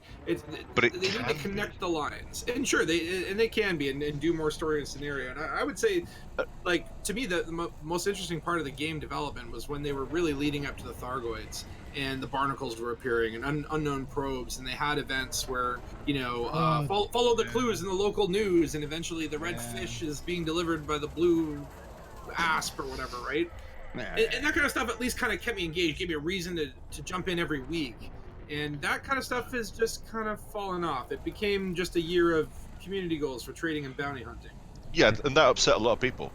But my point is that the tools are there now, and you don't need a massive dev update. And what we're expecting, the news reads like you're not going to get a massive dev update, and you're not. Right. But you don't need it for engaging Yes. story to be delivered. A smaller team of instead of calling them devs, like support devs, let's call them programming storytellers, for want of a better term. Maybe that's what their role is: supporting the game, releasing little content updates, and maybe the Gnosis was a test, and they failed, and they learned from it. You need to have failure to learn. But that wasn't a failure. That was a dumpster fire. Well, then you know not to pour the petrol in the dumpster while you're smoking. Right? That's lessons learned. Now I need more hair. I mean, Gas fight. with the Galnet story, the storylines on Galnet. Okay, now Elite Dangerous is not built around us being the heroes. That's the thing. We're part of cogs in the machine. That's all we are. We're not. We aren't, these leaders of power play factions. We aren't anyone of importance or of worth. as such. We're the Pirates Federation, the ragtag. I'm going to trigger Turgeon big time. We're this ragtag group of a club. Just a Random club, aren't we? wankers. Yeah. Who some of us are assholes and blow each other up for fun. Some of us just like going and blowing up rocks for fun. Either way, pretty limited to blow up here, and that's the thing. That's who we are. We aren't the special people. We aren't, the Captain Americas or the Iron Man of the Elite Dangerous Galaxy. We're not. We're those Agents of Shield that get blown up in the background. I thought you were going to say we're Iron Fist, because I don't want to be Iron Fist. But it's just that's the thing. We aren't those superheroes. We are just people who are out to make a buck. And that's what we're doing. And that's where something you said before, Scorb, is that with the mysteries and the puzzles get put in, it's very kind of... did you say arrogant? I can't think if you said... No, but it was put in, or it was one of the words you used. Was saying that it's ridiculous that we have to go and... use third-party tools in order to solve these puzzles, like whether it be extract a recording from the game, run it through Audacity, put it through a spectral filter, find out what's this supposed to do, get a picture from it, find a map, then match up the stars on the skybox to see where we are, and all this kind of stuff. Indulgent, if nothing else. It's just a bit like, all right, cool, you're smart, I get it, you're smarter than me, and the people that solve it are smarter than me. That's wicked, but it's a great way to actually exclude people from being involved, and I think that's always a shame. And that's the appeal. But I'm not a hero, am I? But we all have. I think all of us who play computer games have a bit of a hero complex somewhere where we really wish that we were. Because why else would we be playing these games where you get to be a super soldier or you get to be a starship captain? I just prefer to be just a random wanker in a shed somewhere in the galaxy, just doing my own thing. Mission accomplished. I was about to say Cologne that way. In a shed somewhere, just wanking himself blind. Yeah. While other people watch me for some reason. Oh god! Wait, is it? So that's what you're doing on Twitch right now, is it? I was about to say, and now we all know why no, Yamix doesn't use a face cam. Hold on, I can do that real quick. Just give me a second. Oh god, no! Twitch tube, Nigloo. Oh god! So yeah. Oh no! He's gonna be... Hey, you asked for it. Anyways, so yeah, about the other depressing thing, do we want to go into deeper on the rabbit hole? Let's do it. Do it. Okay. Yeah, let's do it. No glory, I guess. Okay. So now, if some of you have actually followed either Obsidian's work, my work, or well, just generally, just Frontier's stuff in general, you may have noticed a little while back, actually last year, as a matter of fact, Frontier themselves did release their financial report. Now, in this financial report, they did mention that expected life expectancy of a product, in this case it was Elite Dangerous, was from that point around 3 years, so making it around 6-year-old game for Elite. That was their expected, of course, financial report there, and of course that would also coincide with the 2020 release of this big update, the biggest update for Elite Dangerous, as they hype the damn thing for themselves. Now, the depressing thought: what if that would be the biggest and, of course, last big update, the last properly supported update for Elite Dangerous, and after that, it would be just pure on maintenance phase? Why would they do that? Why would they do that? It's an old game. I know the report you're talking about as well. I've spoken to Adam Woods about that. That is just that's a report from their accountants talking about, because when you are putting a game like Elite Dangerous together, it costs a staggering amount of money, and it's not something that they confront straight away. They have to spread out the costs over many years. So that's the point where Elite Dangerous has paid for itself. That's all. So after that, they're just going to keep working on it. That's the amount of time that it needs to spread out the finances to the point where they can still survive as a company and build that game. That's all that is. So don't worry, they're going to keep building it. I know. The thing is, the financial report is just, one of the pieces of such puzzle. Because here's the thing. I've seen games live and die. I'm kind of old enough to see a couple of games die at this point. So yeah, the usual expectancy of, more or less the online sort of service, what it tells games, usually is about 5 years.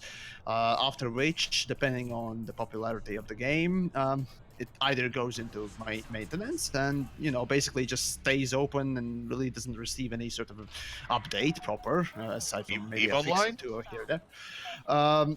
That's a successful game. It gets an update, it gets updated and improved, as a matter of fact. There are things like PlanetSide, which kind of has outlived itself already. So yeah, in a way, for a long while it was actually in maintenance phase. It kind of peaked a little while back, but regardless, the thing is, the point still stands. What if this big update suddenly is really just the last sort of a thing? Okay, That's the depressing thing. I don't want to see myself. Okay, Damn to it. me that makes absolutely no sense. I mean, if that is in fact what Frontier is doing, they basically have the financial intelligence of a rock. So they spent a whole They year. will keep making money from microtransactions. Listen up. They spent a whole year polishing the new player experience. They spent, from when 3.3 was launched until the next patch, almost 2 years developing like this huge, massive update. And they're really like getting the game ready to pull in a ton of new players. And then they're just gonna go, fine, done, see ya, that is it. They just pulled in a massive player base, which I believe that update will do. That's why they're polishing the new player experience. They are expecting a ton of new players to come in after that patch. Why on earth would they? Indeed. Why would they abandon a large player base like that when they could still milk it for money if they wanted to? Just in salaries alone, if we just take 100 people of various levels of skill, right?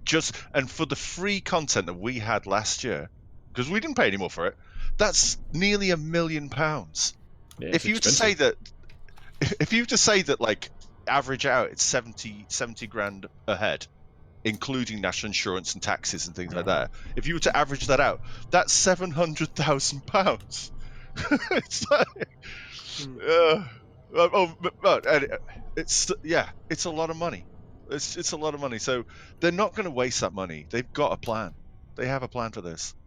I have a very hard time seeing Frontier abandoning Elite after the patch. At least not the Elite franchise. Maybe they they won't abandon franchise, obviously. Obviously not. The thing is that obviously after a big update, there always comes some sort of follow-up updates, but they are dwindling regardless. And again, just like living creatures and so on and so forth, obviously games die too over time and so on and so forth. And this particular downtrend of active players is it's been there since basically Horizon's first launched and even when the game launched. So obviously it's inevitable when Elite Dangerous is basically either replaced by another Elite or it kind of dies on itself, so to speak. But yeah, that's the depressing thought I had, and it's just something I definitely don't want to fucking see at all. Because no one does. First of all, I agree. I do want to see those stupid permit-locked areas for once at least, damn it. And the only thing that will kill it, like Triton. the only thing that will kill it will be the player base. That'll be it. I want to land on the moon. I want to land on Lave 2. I want to land on Triton. I want to go to that sea sector thing that's permit locked by the Call 70. You know what I'm talking about. Yeah. Hit 22460. I want to go there. That place from the trailer that we never got to go into. Raxla. Well, we don't know. too. So.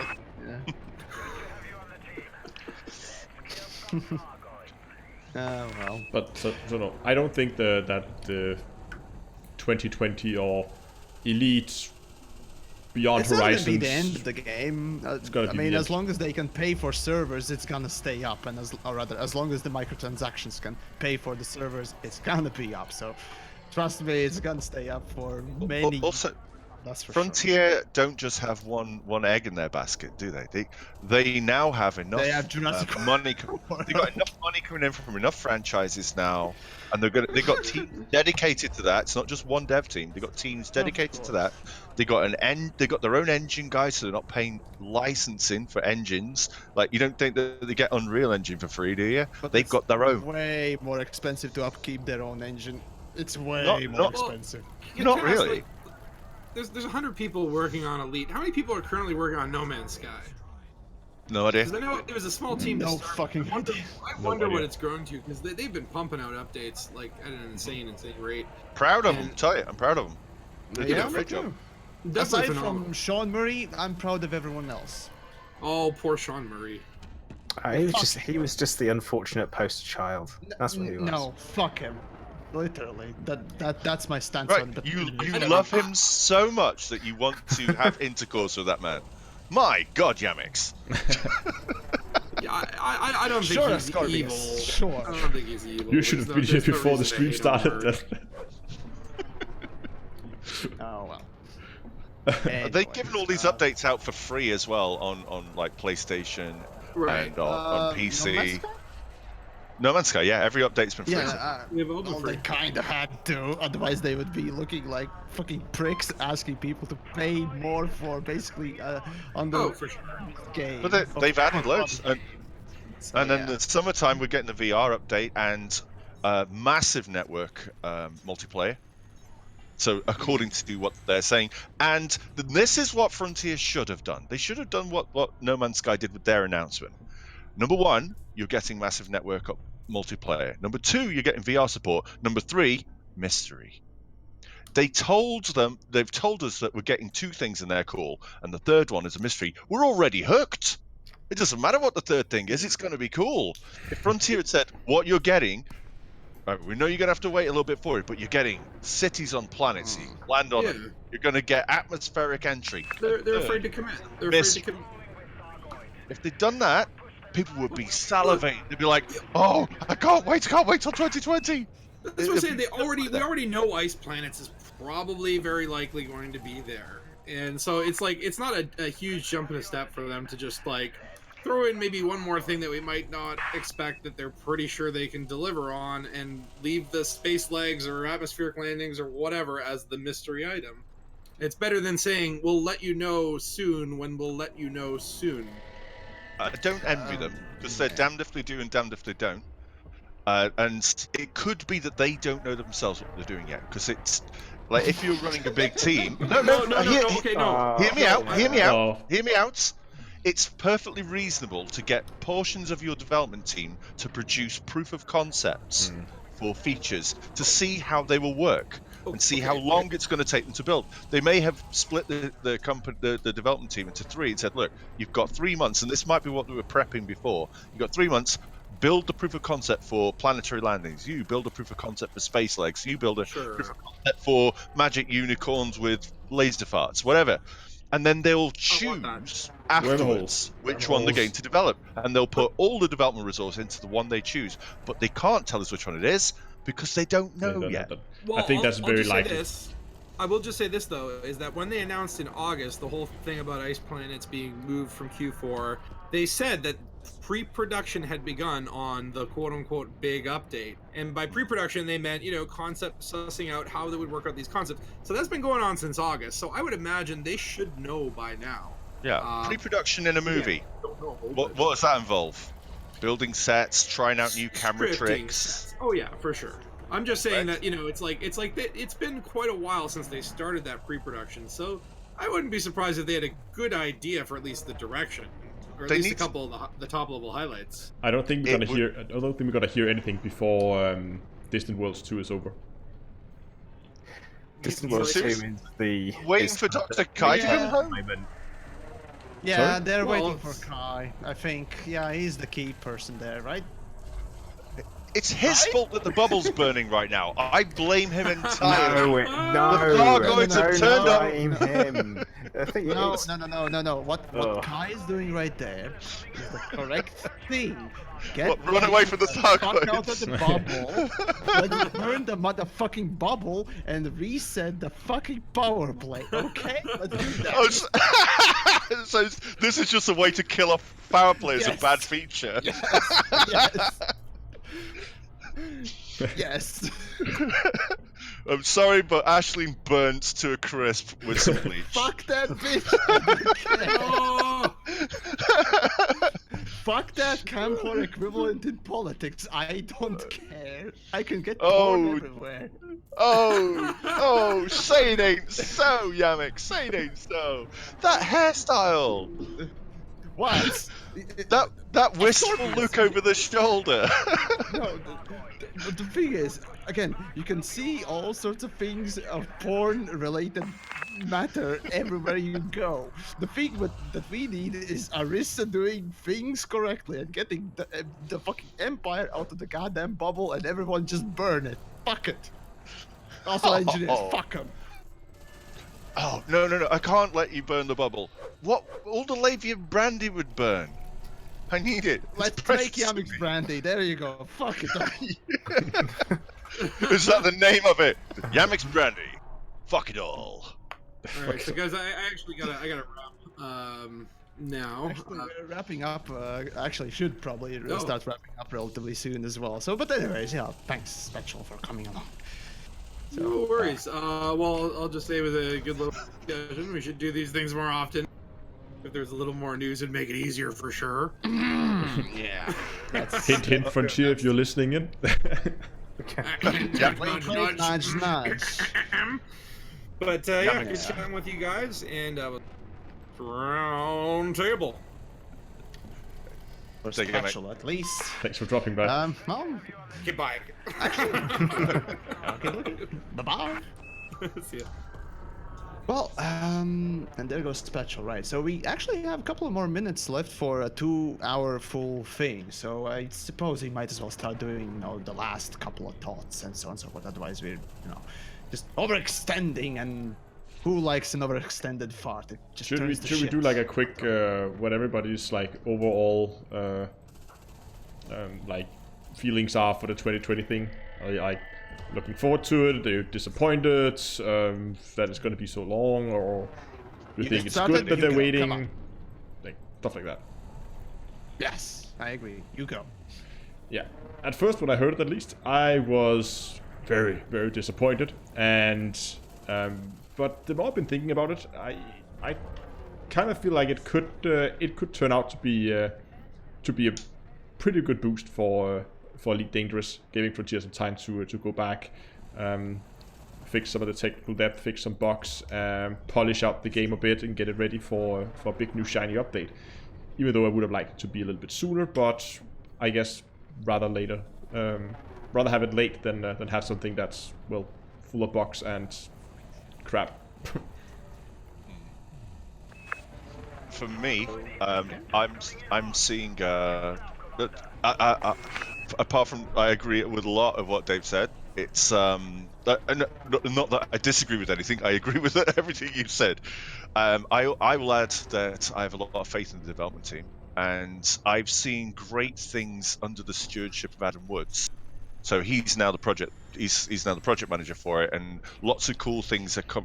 There's a lot of passion in the dev team that I've seen, and as we could see from the last year.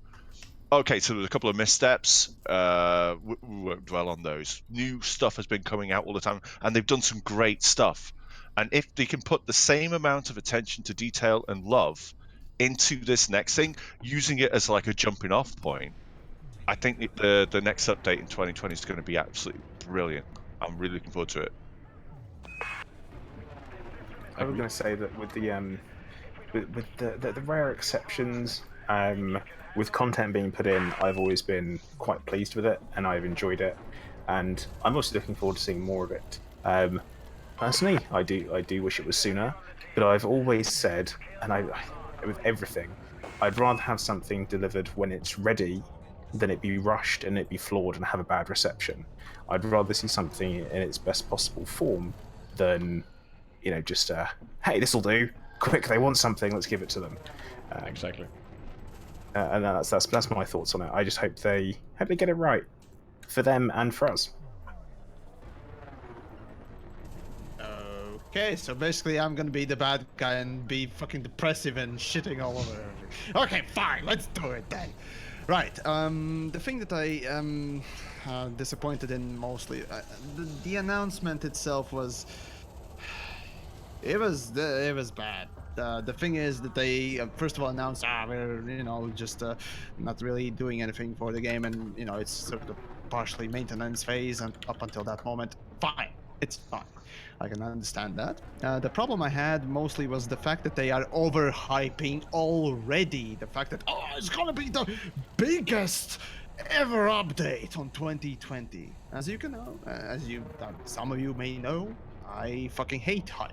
And I really, really just deliver the fucking thing and we'll be happy. If it's good, and that's what usually has happened with Elite Dangerous for me, Deliver something good, bravo, clap, clap, clap, clap. But if you start hyping it, I'm sorry, but it's not. No, it ends up being poor. It ends up being, well, sort of overhyped to a point that, well, you can't really, deliver on it. No one can, right? The other thing that I am very worried about is the fact that, sure, the new consoles are coming out on 2020, and of course the update will be part of it, I assume. Many have assumed it as a matter of fact, and will that be the end of the game? Obviously not. It's going to be playable still forever, but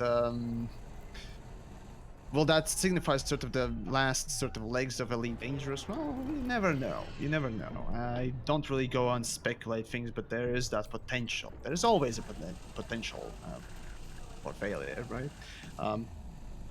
So yeah, I don't know. Personally, I would have loved to see Frontier Expo this year. Honestly, come on. But no, seriously though, for Elite Dangerous, if you're putting game on maintenance phase right now, well, there are plenty of things to fix in the game. Come on. I'd like to see some really good job done. Wink, wink, nudge, nudge. Combat is basically garbage. And that animation when you switch weapons. Animation. Oh. Oh yeah. Please, switching weapons in the. Yeah, the thing is, just please deliver good things and don't hype anything. Just deliver things, talk with people, and by that I mean not me, obviously. You don't talk to me, talk with the fucking other creators or people in general, not just with your spreadsheets and other things. Get your hands dirty a little bit. I guess they're trying to manage expectations, aren't they? And that's kind of what you were saying. Like, overhype is the opposite of managing expectations. So can you blame them for saying we don't know, we're not going to tell you what we're doing, because they're trying to? Apart from that, it's going to be an amazing thing. Trust us, and that's I think what gets people's backs up. So why should? Do I need to read the fucking sentence again? Okay. I read it as well. Back in August, we mentioned that that the team had begun work on the next major era of Elite Dangerous. Major, remember?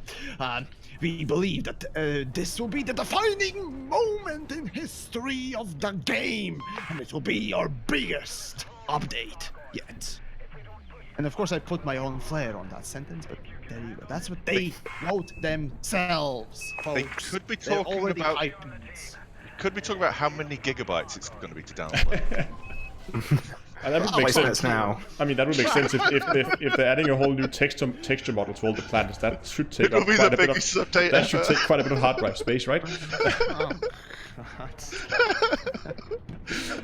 And with that, people, it's back to the studio.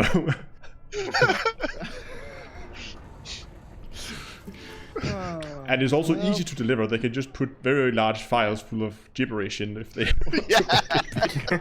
Oh God.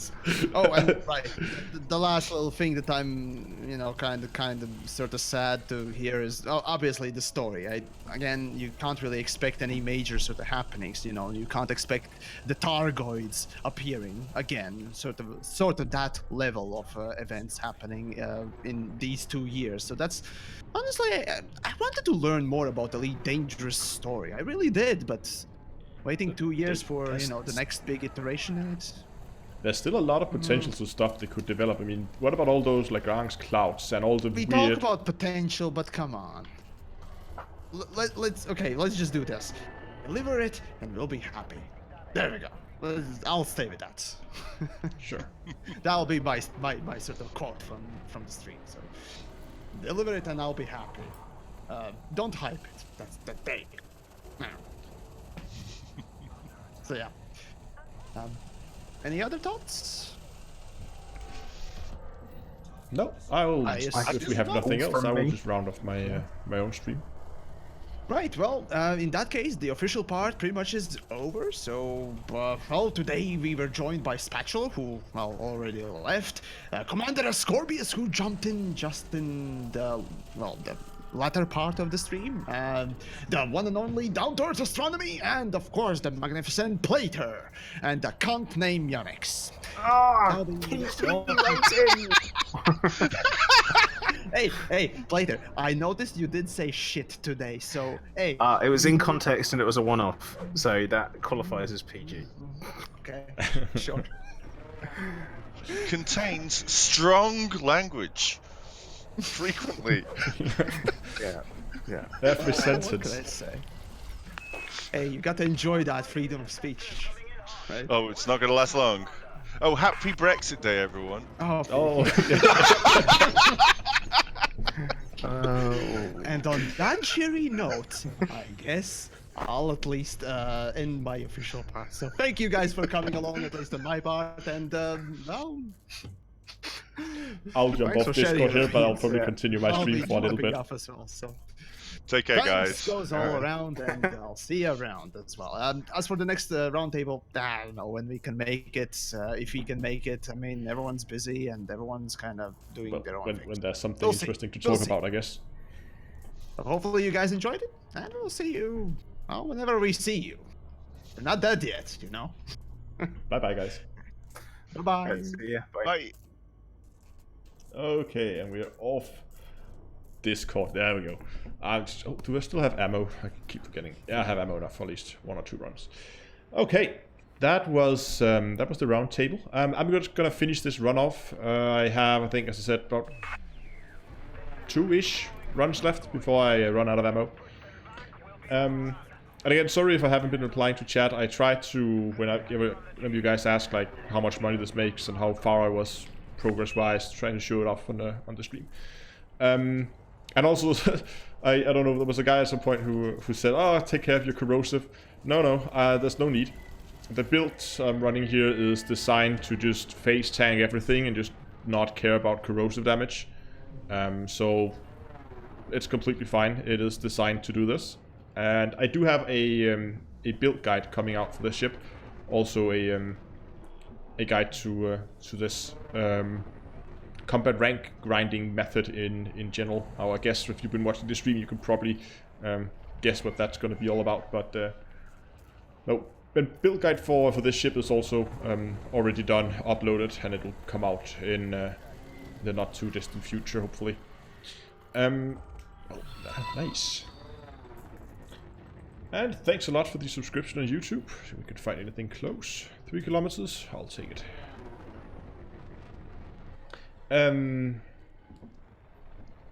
But no, it was good doing a creators roundtable again, and I hope they didn't get too negative. Only something I try to see we couldn't pull in a little bit more of a positive direction, because I mean, it is often some of the critiques that some people would give for the roundtables is it's just a bunch of guys sitting complaining all day. So I at least try to pull it in a little more of a positive way. And I mean, as I also said here towards the end, that I mean, I was disappointed at first when I heard the news that we're not going to see a major update to Elite for so long. but after thinking about it, I actually think it's okay. It could very well be the right move for a game like Elite. And at least if, as Placer also said, I would much rather have something that's finished, it's polished, that works, than have something that's rushed and not working. And I think most people would agree on that.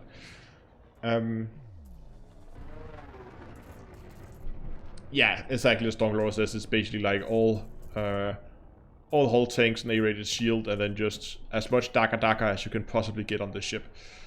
And then, as you can see, you can, if you can keep them still according to your ship's rotation, you can pretty much rip these scouts apart in absolutely no time. Now we have to run again.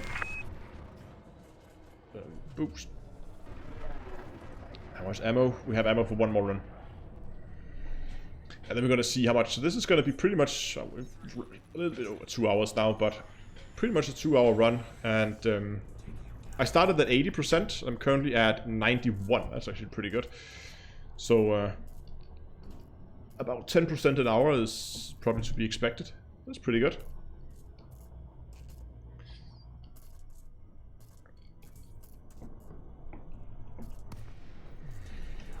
But I'm definitely looking forward to get some more news. I mean, I hope Frontier's going to begin to give us some small sneak peeks of what is to come this year.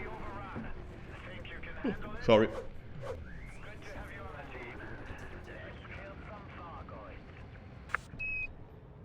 Ooh, let's good fight. I got it. Oh, something's shooting at me. Let's shoot back. There we go. Daga. There we go. And of course, next live stream is gonna be on Tuesday, so just in a few days. Yeah, boop. And I'm planning to finish my combat rank. As you can see, I'm getting pretty close now. We're in the last 10% here, and we're about 10% per hour. That means I should be able to finish this in the time span of the next live stream. But just to ensure that it's not just going to be me slaughtering Thargoid scouts for 2 hours straight for the next live stream, I'll probably do a little bit more Thargoid killing off screen, and then hopefully we'll have some time to also look at other things. Oh, should have boosted there. That's a bad idea. Damn it! Had him in a really good position. There we go. Come on, come back. Okay, low. You just zoom past him. No? Okay. No, as I said, hopefully on Tuesday we'll be able to finish this and hit triple elite, and also have a chance to go and have a look at some other stuff during the live stream. Boom, he goes. What are we doing for ammo? We have a few reloads left.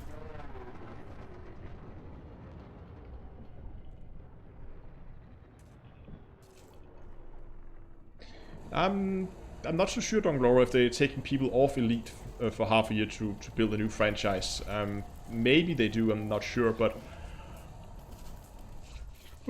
Oh, sorry. I think Scorp had a good point, that they're probably doing POCs, like proof of concepts. Oh, hold on.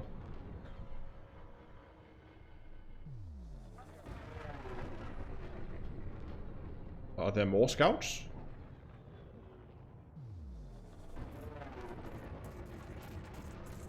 I'm not getting the warning.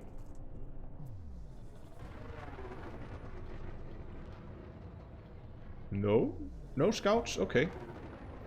Oh, there's one. Oh, there's two here. Ah. Oh, he's almost dead. Can I get... No. No, but as Scott says, I'm pretty sure the Frontier is doing some POCs, like proof of concepts, to try to figure out what works and what doesn't, and what they want to add into to the game in the 2020 update.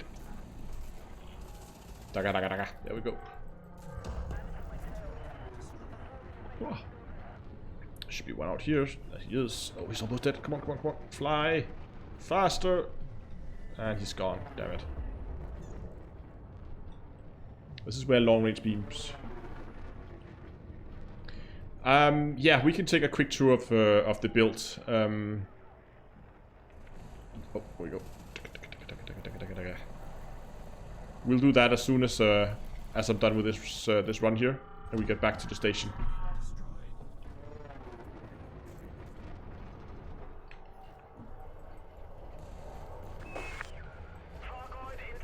Okay, we got interceptors incoming, and we're out of ammo, so let's get out of here. Yes, I could also post a build link for that if you want to. Oh god, I'm tired today. Yeah, it's pretty perfect. We had like 2 reloads left in the multi-cannons.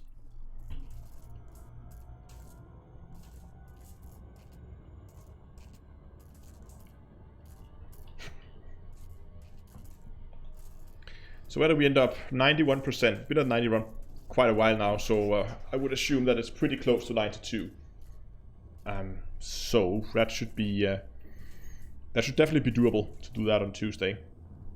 Might give it a few more percent during the weekend.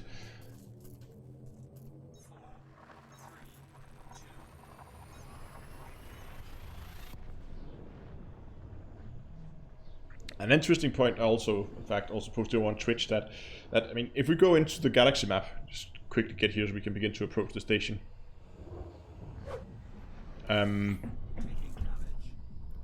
That at the rate that the Thargoids are destroying stations, there might not be too much of a bubble left when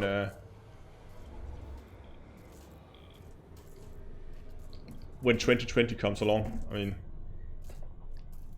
if we just look at the number of stations that are currently under attack, these are the current stations that are being attacked. If we enable stations, we go over here for instance and just disable everything here so we can just see. So these are just stations that are being attacked. If we take stations that are under repair, it's pretty grim, to say the least. And some of these stations will have, systems will have multiple stations. Hey, is the Pleiades sector all fixed up? Oh wait, no it's not. Okay, I thought for a minute there. But that's a lot of stuff to fix, to be honest. Gonna remove those again. Nope. Add those. There we go. Oh, well, that's neat. There we go. And probably overshot the station now. Tuesday is open. No, Tuesday is not an open live stream. I will just be finishing this off on my own, and then hopefully go in and have a look at a few other things. Don't know what that's gonna be, but anyway, let's get back to the station, and I'll post do a quick rundown of the build and post the build link for you guys so you can see that. Exactly, no one seems to care about repairing the stations, but I guess it's because there are so many stations. So I mean, okay, so 1, 2, 4, 100 stations is burning and it's not working at the moment. Well, so what?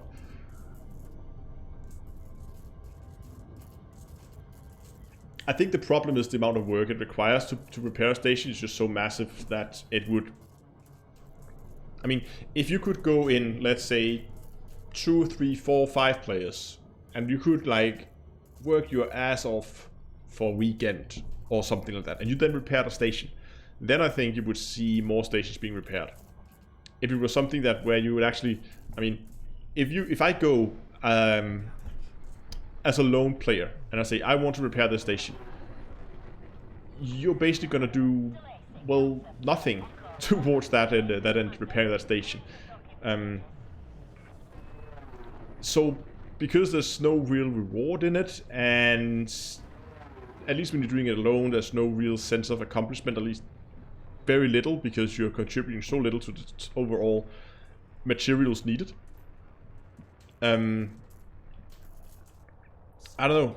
I think it would be a lot better if there were some, like, I mean, it could just be something simple as, hey, if you deliver, let's say, 1% of the materials needed to repair a station, there will be a reward at the end when the station is fully repaired, and that reward could then be, let's say, I don't know, let's say the full reward was like 100 billion credits or something like that. So if you delivered 1%, which is a lot, you will then get a billion credits or something like that. I mean, something along those. I don't know how much material 1%. Maybe that would be like 100 billion would be too much. Then 10 billion or like there would be some reward. Basically, a lot like the community goals. That the more you contribute, the more you get. I think that would encourage more people to do it because then suddenly you. Yes, and the material should of course update in real time. That's true as well. I think that would make it a lot more interesting for people to go and do because you could actually make some money from it and feel like you're progressing in the game while helping out. But no, let me just quickly get this thing repaired and then let's have a look at the build. Oh god. Outfitting, there we go. And I still haven't done my merits. I should still do that.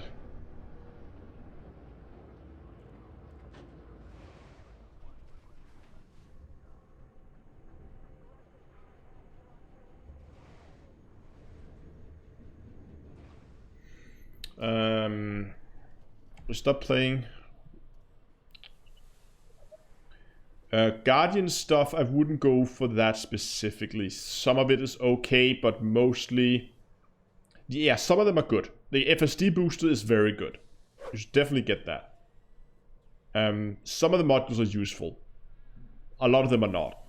But the FSD booster is very good. Definitely get the FSD booster. And the shield enhancements, whatever, shield reinforcement, Guardian shield reinforcements things. They are also very handy to have. The fact that you can use your optional internals to give you more shield, that's also a very nice boost. Okay, let's have a quick rundown of the build. This is going to be very quick because, again, there's a dedicated build guide coming out, so I don't want to run through it all right now. Hardpoint-wise, AX multi-cannoners, turreted, all the large ones, of course, and a medium one.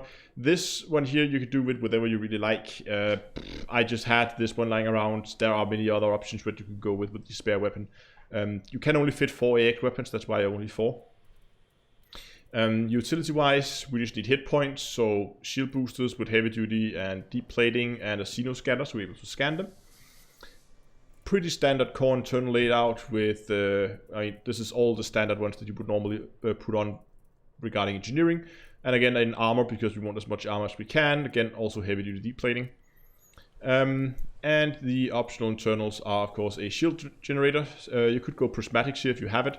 But in this case, I just gone with a normal one because I had it lying around, reinforced in the high caps, and the rest of it is just hull reinforcements, and then a little bit more hull reinforcements, and this is all engineered with, you guessed it, heavy duty deep plating. And that's pretty much the build. It's fairly straightforward, and as you can see, it has so much armor that it just does not care about corrosive. I mean, look at this. This is a crate. This is a medium-sized ship with over 5,000 armor hit points. It's so stupid. Anyway, build link. Let me get this up for you guys real quick. You should be able to get this from here. And there we go. Oh, there we go. Posted on YouTube and on Twitch. Look at this. Can you see this? Like this UI here is all twitchy up here in the corner. Like the small, now it's behind the thanks for subscribing, by the way. It's jumping all over the place.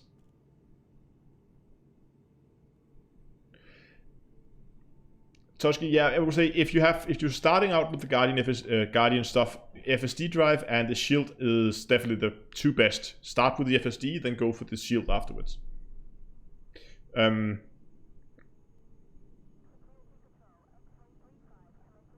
Okay, you know what? I think I'm gonna call it for now. I really hope you enjoyed it. It was at least a lot of fun getting back in and doing some more roundtables, and 11% combat rank, deadly combat rank is pretty good. In 2 hours, that means I have less than 2 hours of grind left for triple elite, but that's all gonna happen on Tuesday. I might just give it one more trip off camera. That should give me up to like, I don't know, 90. Hopefully get up to around 95. And then the rest will be done on the live stream. But anyway, I'm gonna call it for today, and I really hope you enjoyed the live stream. If you did, remember to give a like. If you're over on Twitch, remember to hit the follow button. If you're on YouTube, go and hit subscribe over there. After the live stream here, I'll probably be hanging out over on the community Discord server. There's a link for that below the stream as well, and I would really like if you would join that. So yeah, that's gonna be it for this time. Thanks a lot for watching, guys. And until next time, I'll see you guys in space.